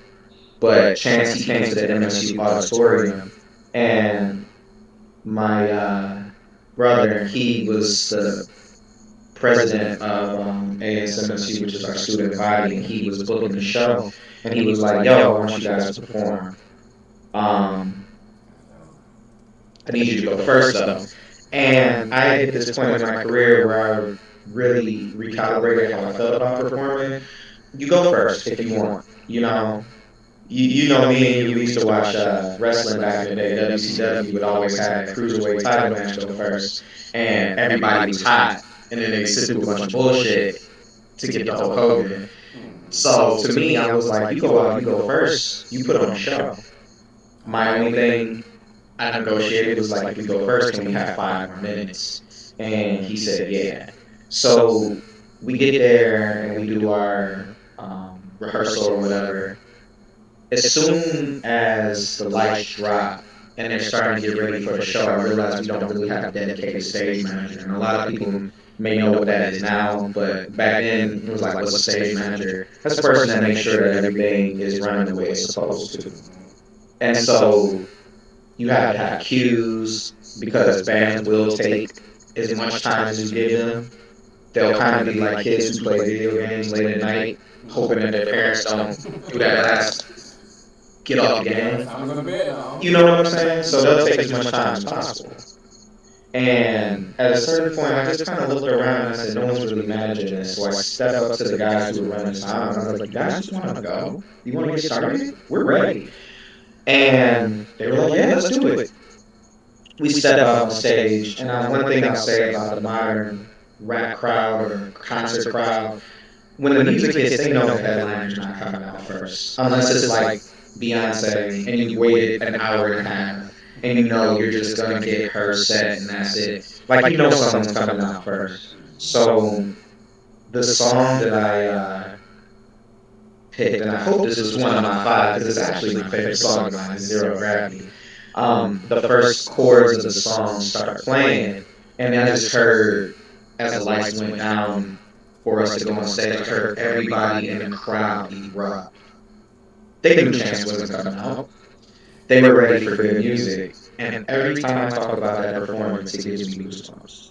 Because, a lot of people are scared to step up at that moment and just be like, I'm ready, let's go. But I'm really blessed that I feel like I learned from a lot of friends as well as peers.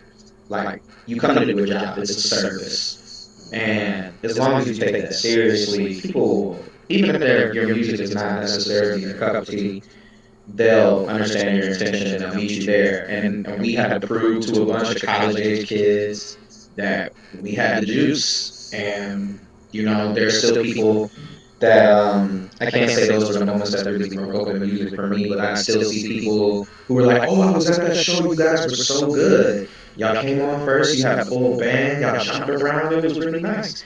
And so, somebody, that show was probably one of their top 5 shows. If we were part of that, that's great. If not, it's cool. We did what we came to do, and it was a memory for me for sure.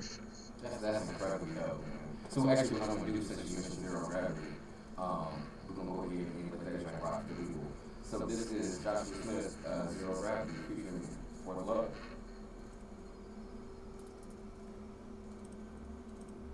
Alright.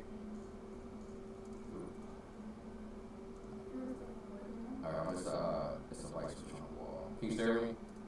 I can hear you. Alright, hold on. Just a second. Alright, there we go. So I'm trying to hold on just a second.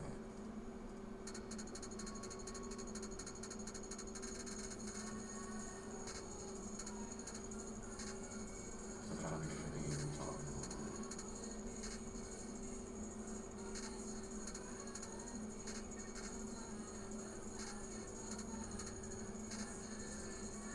So yeah, like this is I'm kind of doing this by myself. I'm still trying to figure out like a lot of this stuff out as far as like the technical aspects of it. Oh, I feel you, man. But yeah, this shit's been alright, man. This shit's definitely been alright. Like I said, it fell into my lap for real. Like it was a comedian I was used to do my shows all the time. Coming to the stage for an interview, and he brought me in because I was supposed to go to one of the shows, and it just kind of went up from there. So it's been a journey. I can definitely say that.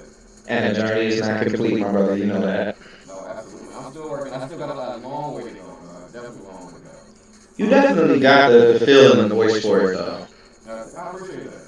Thank you, man. You know, it's a big secret that I got my degree in journalism because I don't use it at all. But yeah, no, I understand.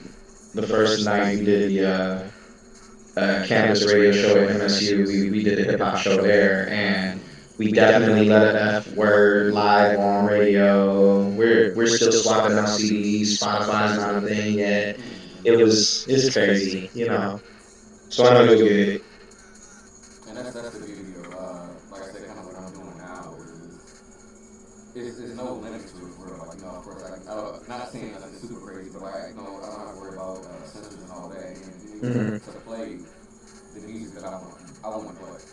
Like that's one thing.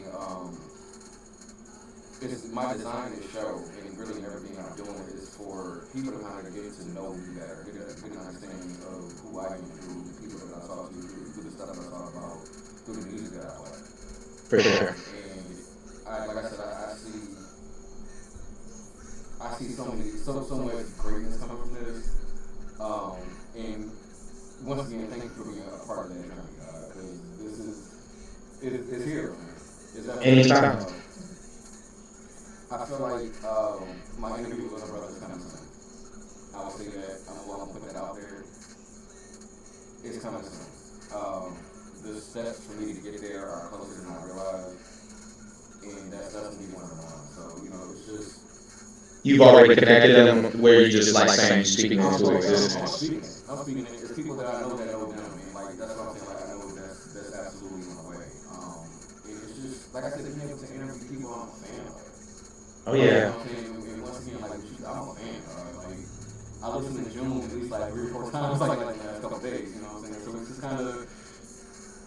I'm a fan. I appreciate that, man. You know, I keep it real about rap. It's hard. Like I look at my career, what I've done so far. I say like there are people who think about rap as ball, and like if you got a record deal, you made it to the league, right?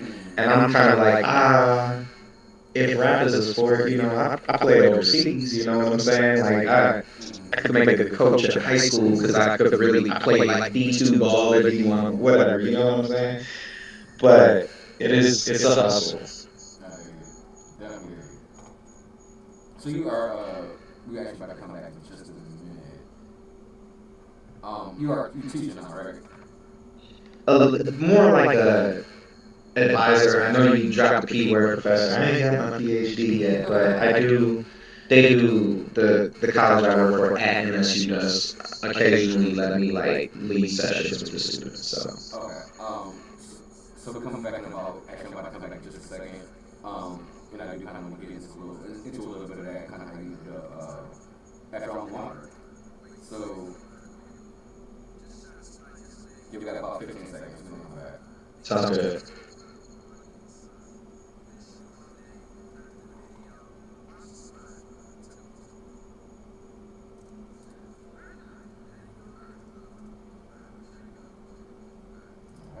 And that was Zero Gravity, Joshua Smith speaking for the love. So we are back once again. This is Bus Stop. I am your host, Bus Driver. And we are still here on the bus, in the D, with the homie Joshua Smith. Once again, incredible musician. I wasn't supposed to drop the P words, he's going to have a PhD. But he's doing this thing up in his alma mater, Michigan State, and it kind of pains me to say that because, I mean, we're going to let that slide.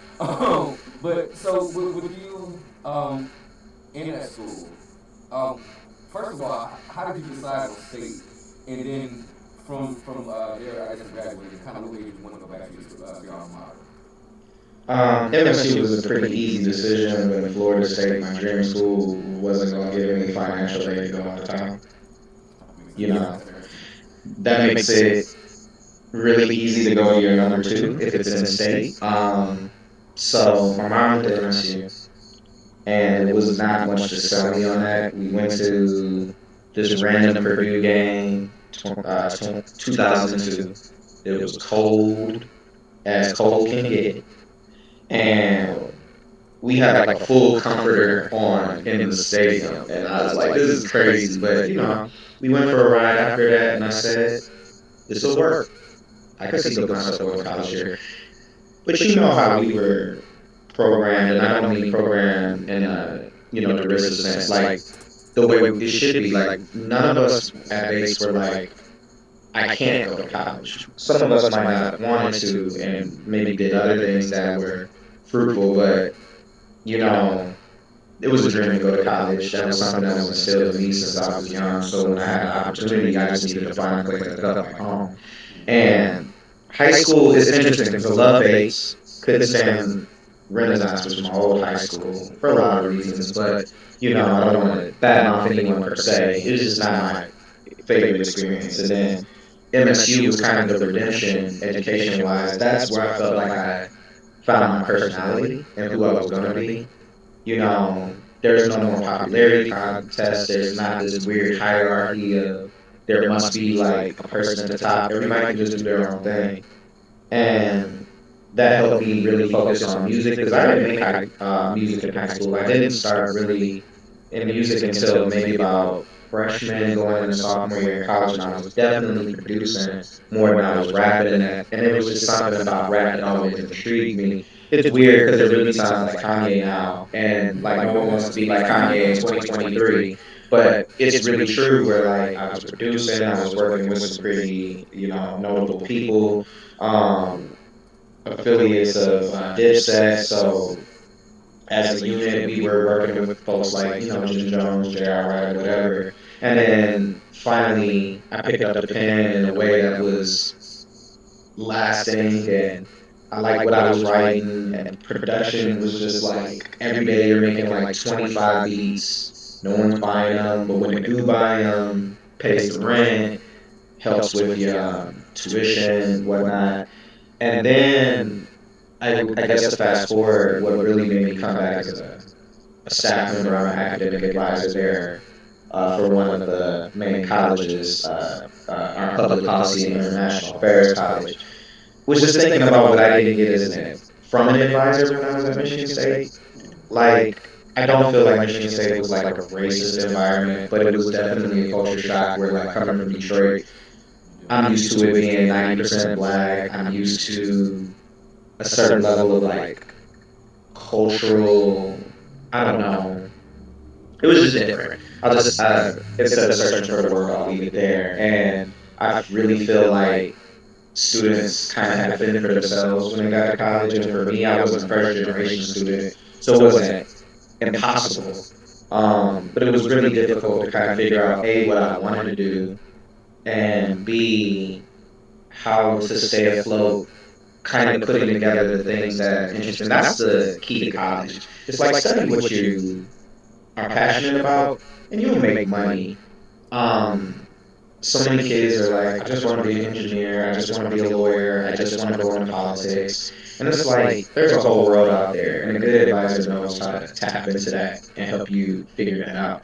But also, the recruitment aspect means that I get to kind of go into the city and every once in a while really connect with a student that looks like me.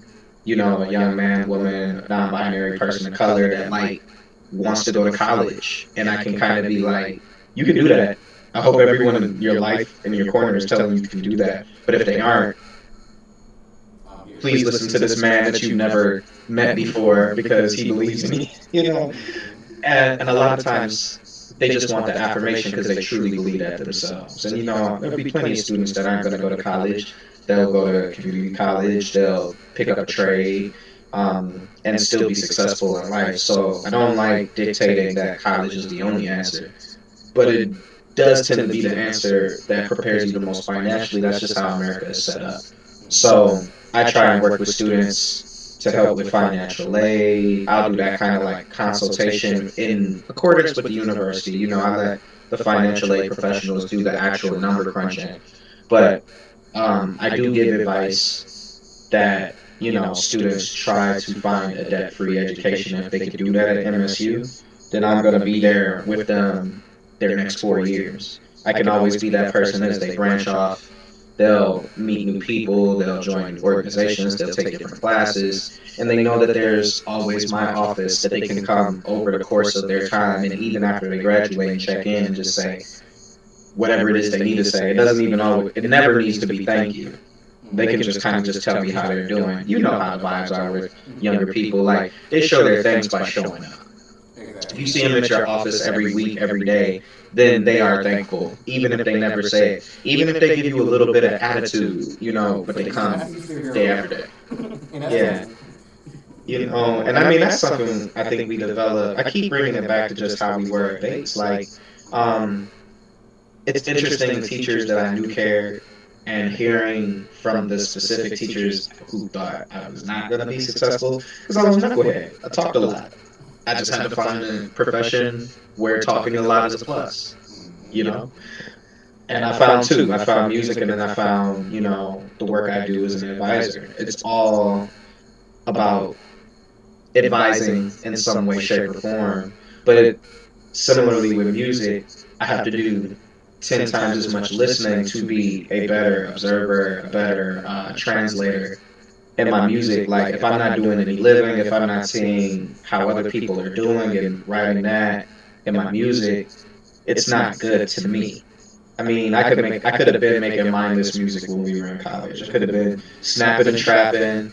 I could have been, and let's also keep it funky that I like a lot of that music and I listen to it, but that's just not what I was put here to do.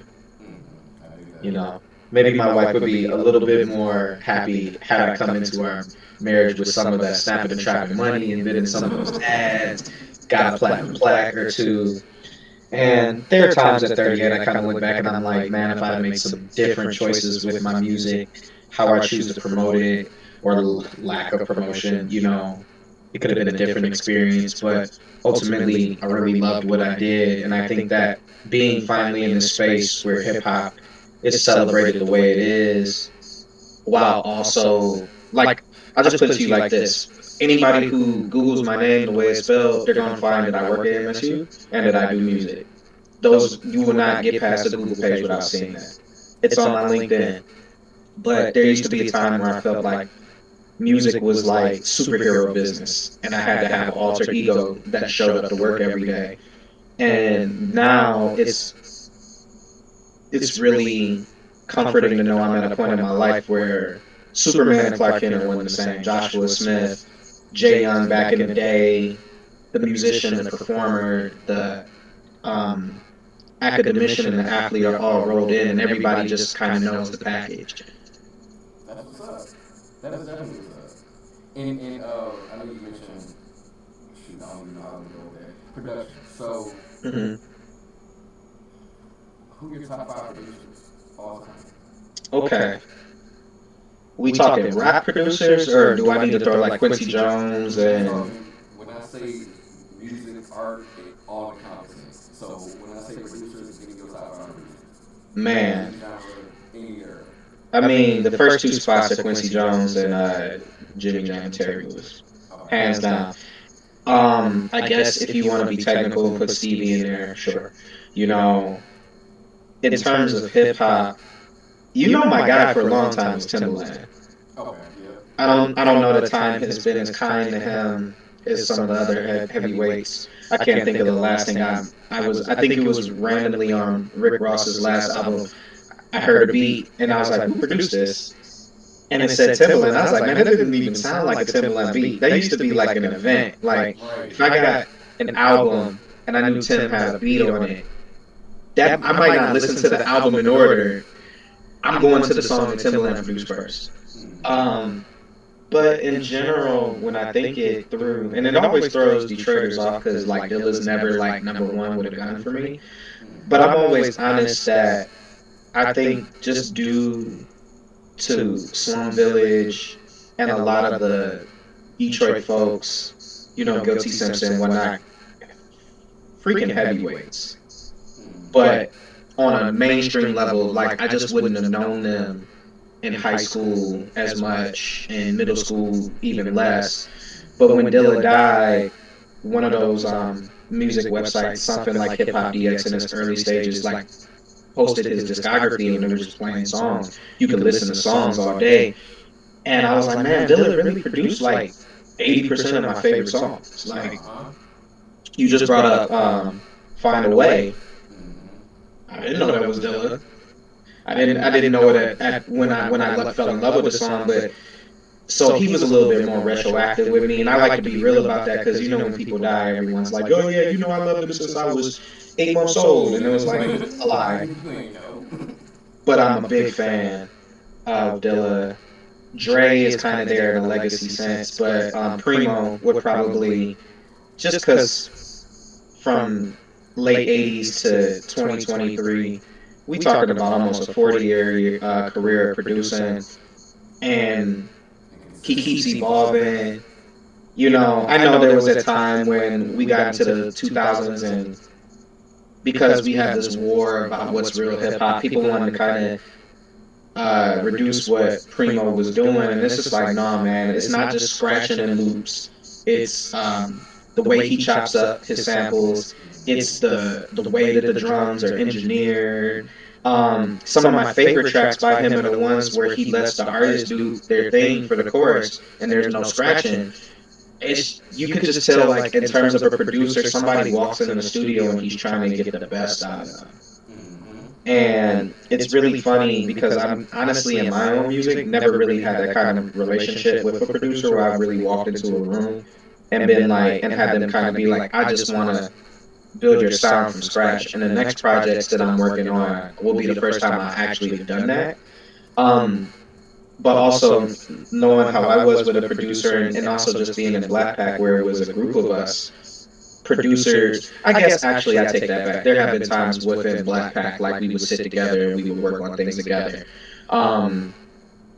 That was kind of like where I got that quality control. But a super producer like a Dre or a Primo, Pete Rock, as crazy as he is now, you know, like those are guys you walk into the room and they're looking to help you develop your sound. You know, Alchemist is a dark horse, like keeps going up higher on my list. Honestly, shout out to Just Blaze. Like, he's probably keeps getting closer to my top spot just because I think it's a scarcity thing, but also there's just so much quality there.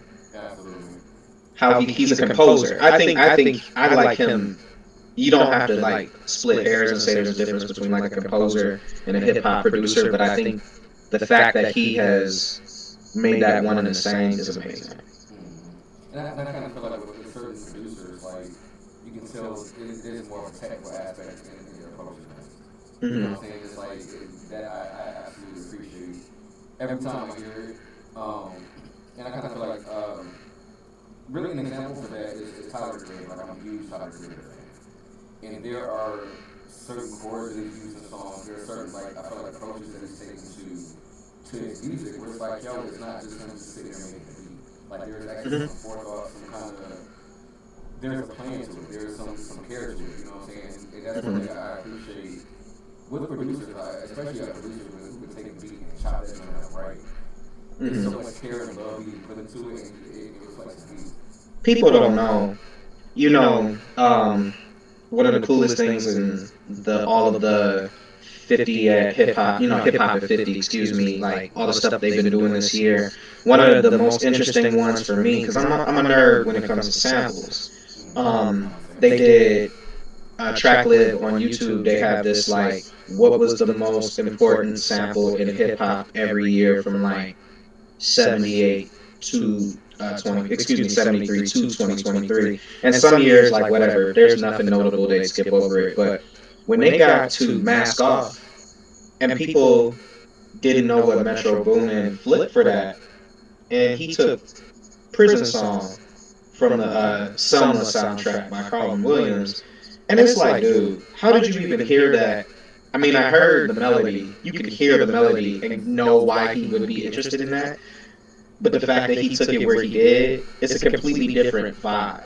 Like, let's take this song about protests and being beat down.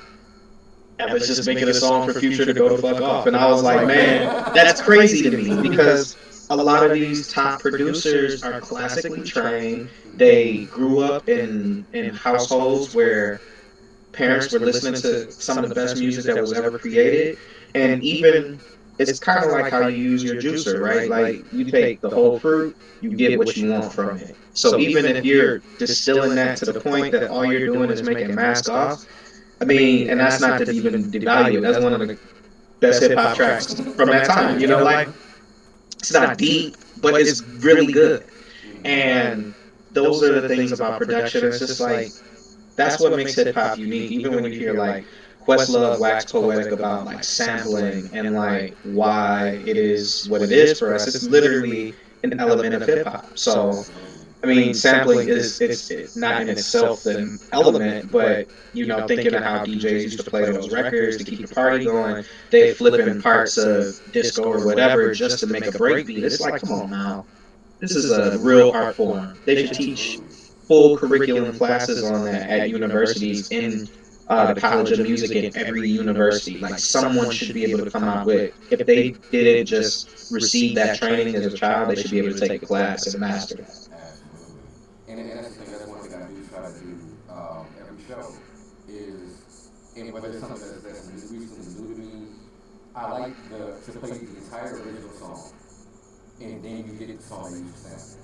Because there are some songs where, so this song has been sampled 2 or 3 different times, if not more, by different artists, and you hear like different elements of that song. Like, it's just, I love the creativity, I love the genius behind it. One of my favorite ones, One Step Ahead, Aretha Franklin. Going into Miss Fat Booty and the way that song, the producer chopped that joint up, genius. And then you go from that to surround sound with J.I.D. 21 Savage. Yeah. It's just, I love it's still the same song. Or you're using that same original song, but you chop it up in a way where it works for a different artist and it's still a dope ass song, you know what I'm saying? Yeah. Like that is how, for me, I would say, that's how I got on to a lot of different artists that I have heard otherwise. Like old school, like, the 60s, 70s artists. I've never heard of them other than, this producer using the sample and me being me. I need to know where shit comes from. Right. So, doing that research, I'm a fan of a lot of old school artists. You know what I'm saying? That may not even be around anymore, may not even make music. But I'm a fan of because the producer had enough in mind to use the sample and to do what they did. And honestly, big shout out to Stu Rat, who's like my, Ryan Stewart is his real name, producer out of Ohio. That's been my primary producer since I was 19. So, with the final season, my first album, I just, it turned 10 years old this year. So, first part of the year, I was practicing for like an anniversary set, and I was just listening one night, and I was like, man, he was really out for blood. He took like some of the most underrated like samples.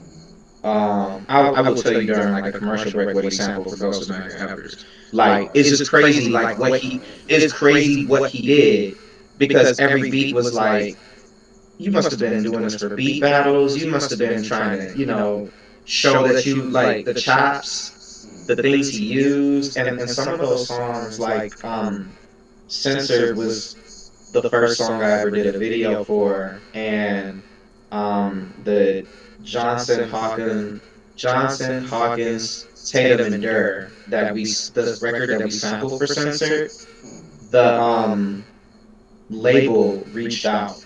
It was a younger guy who was like running the label, and he cleared the sample and more or less was like, "We love the fact that you're keeping the legacy of this song alive."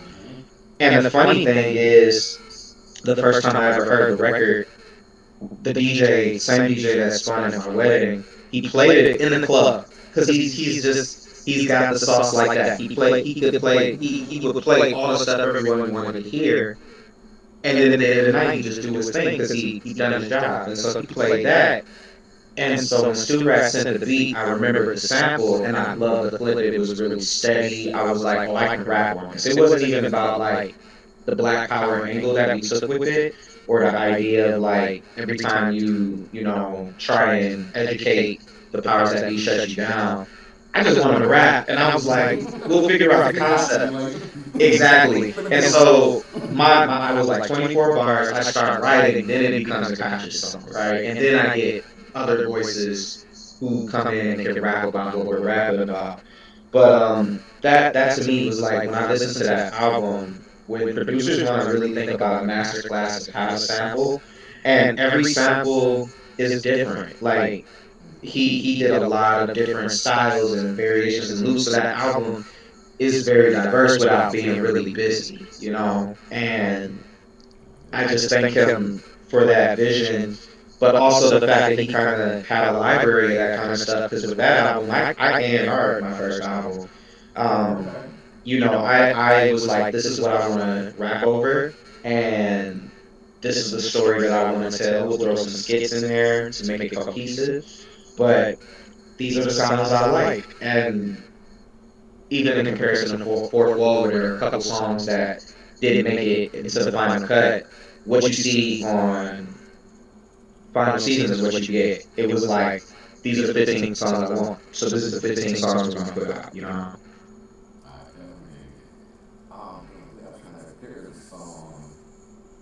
I want to say that dude used a Nas sample. I'm gonna find that track. What I do want to do is, you did mention this track earlier, and I want people to check this out. I'm gonna go ahead and rock the Ghost Mega Average. So y'all definitely check this joint out. This is Joshua Smith, the Ghost Mega Average. This is Big Time Radio. What's that?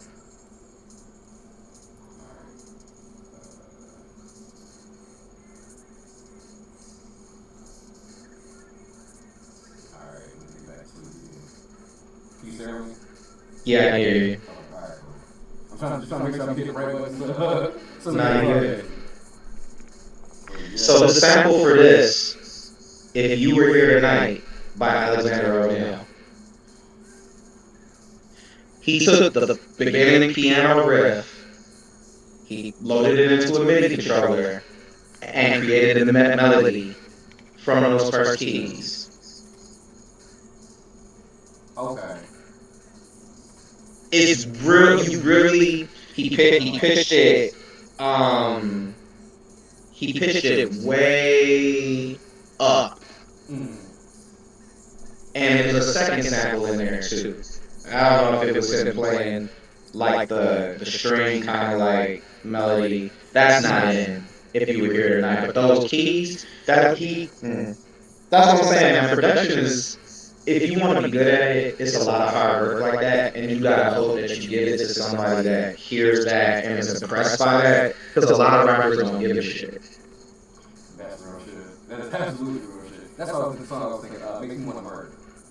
That's your because that's the Nas album. Yeah, From One Love. Okay. Yeah, He produced that too. Like I said, that joint, I love June. I love Technicolor. Like this is. I'm a fan. I appreciate that. Listen, because I was gonna say that, you know, I appreciate that because to me, one of the best musicians I know was your sister. So yeah, oh yeah, that's facts. And you know she's still out here doing it too, man. I was really feeling her, bro. Like, cause you know she just won a Grammy with Steve Lacy. She won a Grammy for? Wow. Yeah, she was on Steve Lacy's last album, so she won a Grammy for that one. That's And I was on crazy. the show not too long ago, so it was like, we had Grammy winning artists like on the show. Well, not actually, but like, I got to get her on here too. I got to get her So on. is it still Chargo? Is it still her and Charlie, or she just doing her own thing Not now? as far as I know.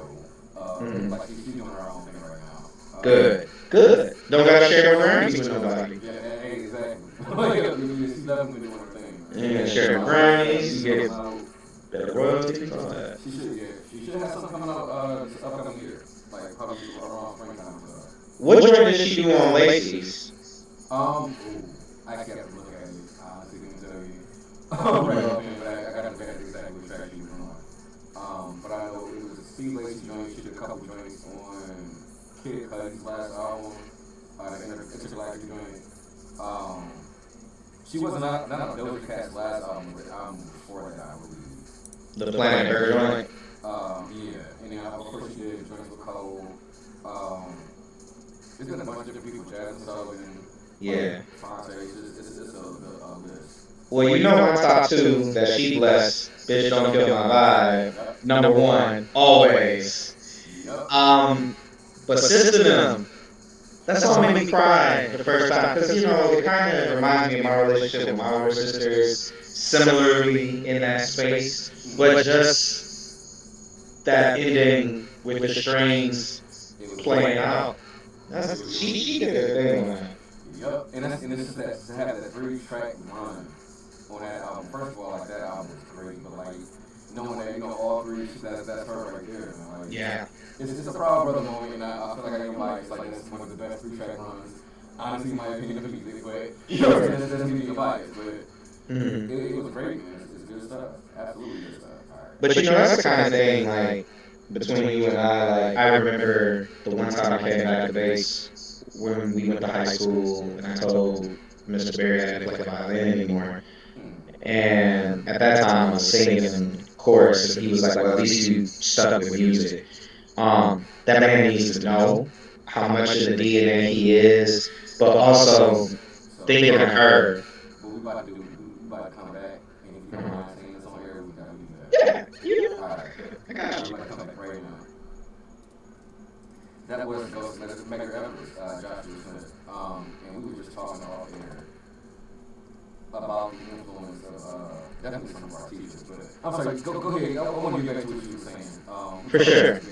Music teacher at Bates Academy in Detroit, Michigan. Shout out to all the Bates grads. Shout out especially to the class of '99. One of the illest classes that ever come out of that school. I'm sorry, you were The illest. We were the illest. No, we were talking about Dave Berry. I'm gonna say his name because he's very important for us to be having this conversation right now, having that time in orchestra. When I came into bass after I graduated, and I told him that I stopped playing violin, and to be honest, bus driver, it was really on some like ego shit, like going to Renaissance where people would do private auditions and they have to really be like the best violinist in the city to be considered like for the top orchestra of Mr. Louis McAllister. And I didn't like the answer I got, so I quit. That was definitely the kind of guy I was with music back then. And so when I told Mr. Berry that, he said, well, what are you doing with music? And I said, well, I'm singing the chorus right now. That's about it. And he said, as long as you stick with music, then I feel like, I've done my job, but also you have a gift, so continue to utilize it. And, rap was not even a consideration. Like, it was a consideration. I wanted to rap in high school. I just wasn't really good at it. So he's number one on my list of just like, I hope I find my way back to bass just to give him a hug, or I'm sure he's probably retired by now. I don't take for granted the fact that some of those teachers are still alive and have healthy retirements, because as we get older and we see that generation of people who helped us get here, those numbers dwindle a little bit more each day. He's just one of those titans. Miss Gibson is another one telling my mother, after me and B got kicked out of base for the last 2 weeks because we fought, And I thought she was gonna be so angry at me because I was like, I blew it. And Miss Gibson really pushed me in a way that was really healthy, that a teacher should. But she knew I was like, okay. So I think that was kind of our mutual moment where I knew she knew that I internalized that I had messed up because I let her down. I had let teachers like Terry Osmond down by getting kicked out of school my last 2 weeks for something stupid, or for all the stuff that I wasn't, fortuitous about on my way out. And I thought she was just going to tell my mom how I was a nuisance in her class all year. And she said, "Your son is a prolific writer." And I never will forget that moment. The saddest thing that could happen to me is be old and have the kind of brain like issue where I forget that moment. But until that day happens, or if it never happens, that I will know that until somebody could probably put that on my coffin.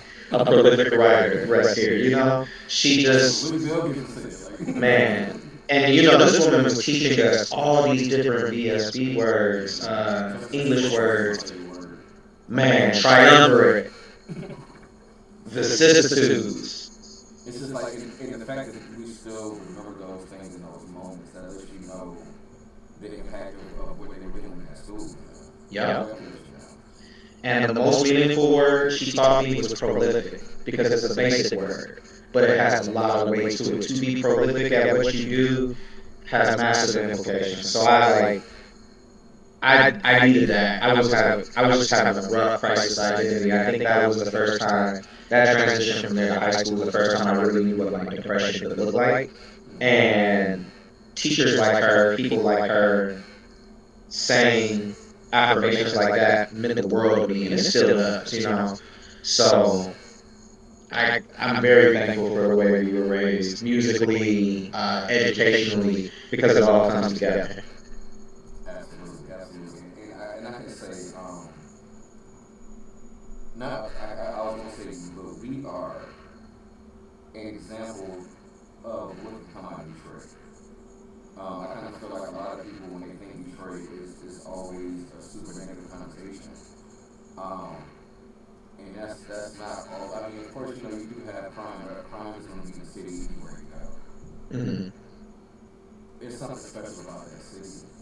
And the people who come out of it, we move differently, we do things differently. You know what I'm saying? This is, of course, you growing up here and being in a couple different states, we do shit different. And I'm proud to be from Detroit. Like, you know what I'm saying? Of course, that's what we do anywhere we go, but I'm incredibly proud, not only for being from the city, but being able to be around people who, yes sir. I love that shirt about that. But just kind of being able to be around those influences, you know what I'm saying? Those people who wanted to see us as young black men do well, come out of the city and do something with our lives.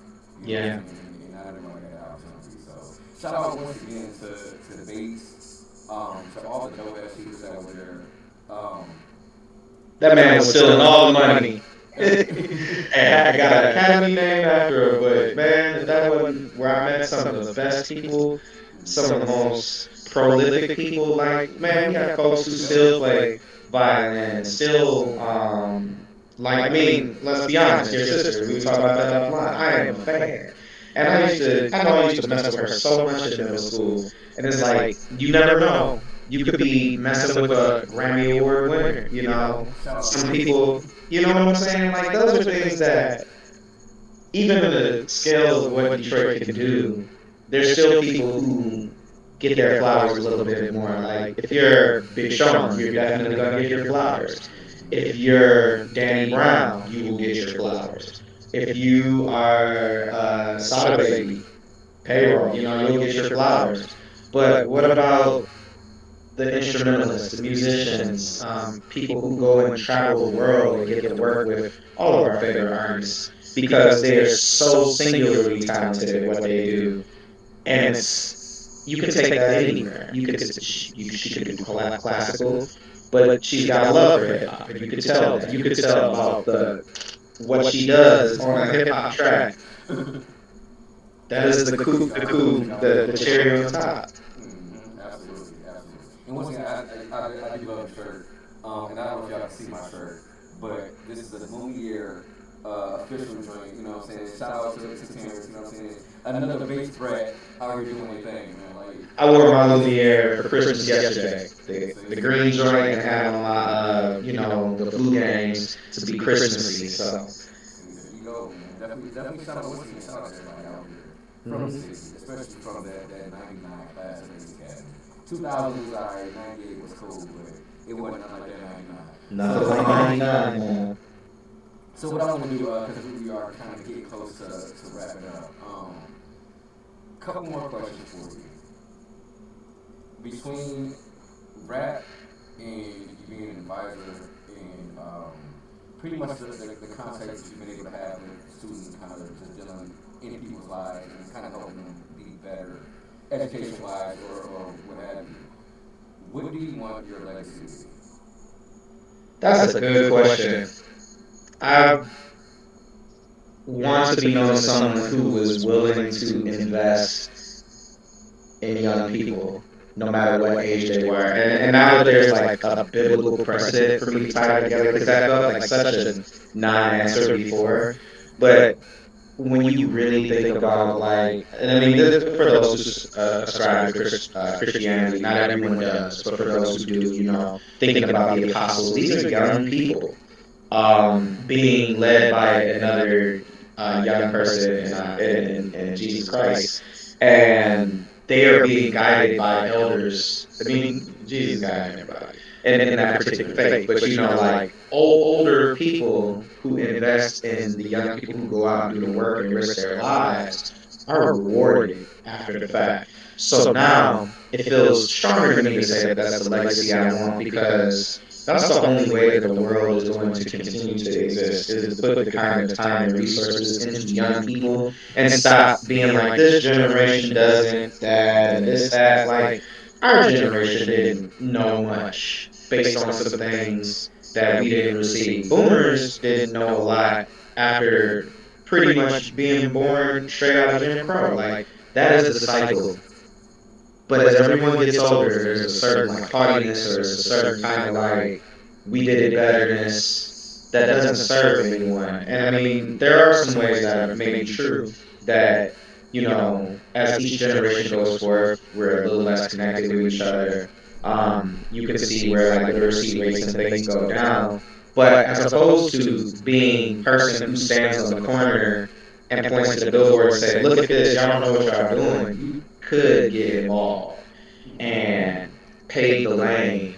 And to me, I like to be like a point guard. If I pass you the ball and you make a shot, I get an assist. That's great. If I get the game-winning assist, I won too. Now, if I give you the ball and you drop it or you turn it over, that's on you. Like I also can't take accountability for that. But if I do a bad pass, or if we're not communicating, like those are the kind of things I think about, like in real life. Like, you want to be thorough with young people, and I think, of course, the legacy of like music to be inspiring to anybody. I'd love to be inspiring, but definitely to young people, I want them to feel like they have a place in the world and they will want to be great. Because I've achieved a lot of the things that I wanted to, and 38 is certainly young. Hopefully, I got at least one and a half more of these in me. You know what I'm saying? But if I don't, then what truly would be my legacy?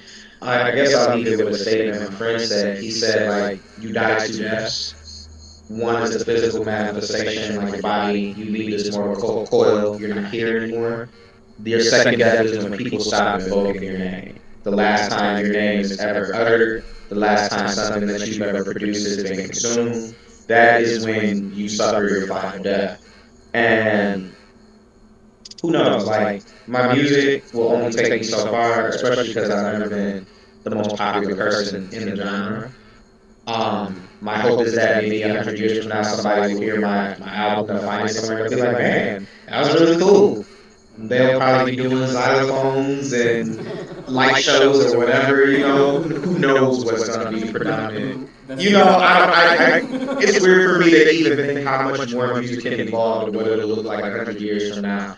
But if there's a legacy of helping, being a helping hand, making a better community, being a leader within that community, who knows how much longer people will evoke my name. I think of my great grandfather. As long as I'm alive, people know who he is. But also because he's in this film that Questlove produced that now has won an Oscar. And then there's interviews about my grandfather now, and people digging up clips, and they're like, "Who is this man? Who's the band leader for like David Ruffin and Rock Last Night?" Like that's a second chance to live, even though he passed 30 years ago. Like that legacy keeps going, and people need to have something more than what they are doing in their day to day to have that kind of legacy. Incredibly dope. Once again, sir, thank you. Um, thank you. I am a huge fan. This has been an absolute honor and absolute pleasure to have you take this ride with me, man. Like this has been great. If you could, if you want people to follow you, just let them know where they can follow you, where they can find your music, where they can kind of get in contact with you. Absolutely. I made it incredibly easy as long as you know how to spell my name. Um, Joshua spelled JAHSHUA. So on Twitter and Instagram, it's just Joshua Smith bunched in. Facebook and LinkedIn, I use my real name. Everything is in sync now. I'm on Spotify, Apple Music, Tidal, all of the prominent streaming services. You can find my first two albums on Bandcamp. If you want to buy them, that money goes straight to me. I'm in the process of putting the third album up on there. The reason is not very ill-fated marketing approach to make it solely streaming. Did not work. Would like to make more money off that album. But yeah, I'm around. You can book me if you're an artist that like this show and do something creative, and you're like, I like his vibe, I like to involve him. Just know I do like to get paid, but if it's for the kids, I can always be flexible with that as well. All right. Once again, man, I definitely appreciate you joining me on the bus stop. I gotta have you back on because it's still a lot more. I feel like there is to talk about, especially with your musical knowledge and just honestly your overall knowledge. Knowledge overall. Like I feel like it's a lot more that needs to be shared. So once again, I thank you so much for joining me on the show. Shout out to you. Shout out to any bass brass that are listening right now, especially specifically the class of '99, because y'all niggas ill, we was ill, and the dope was class up from my high school. Y'all remember that? It's a fun time, man. Absolutely. So this is once again, man. I appreciate you. What we're gonna do is actually get into the commercial, and we'll be right back. This is the bus stop.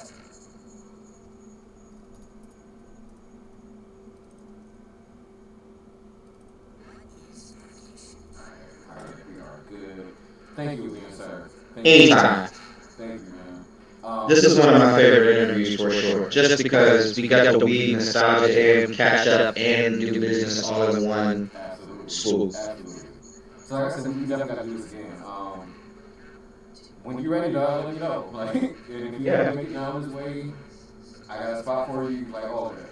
Now, are you in Atlanta right now? I'm in Virginia. Virginia. Mm-hmm. Okay. So I'm in Richmond. Actually, my brother's in Atlanta, and of course my sister's out in LA, so I still have to Yeah, that's dope. I mean, hey, East Coast, South, West Coast, and you always go, come on. You know what I'm saying? So, yeah, man. Once again, I appreciate you. What I'm going to do, I'm going to definitely end up sending you links for this, just so you can get back to it. But I appreciate you again, man. Thank you so much. Absolutely. I can't wait to see what it grows into, man. Gotcha. I appreciate you, man. So I'm going to holler at you in a minute. Man, I'm gonna tell you one last thing before I go. Next time I'm bringing, I got the hockey card. I just could not find it before the show. I got the trading card. I'm gonna take a picture of it when I find it. All right, that's a bet. All right, man. All right, man. I'm gonna holler at you in a minute.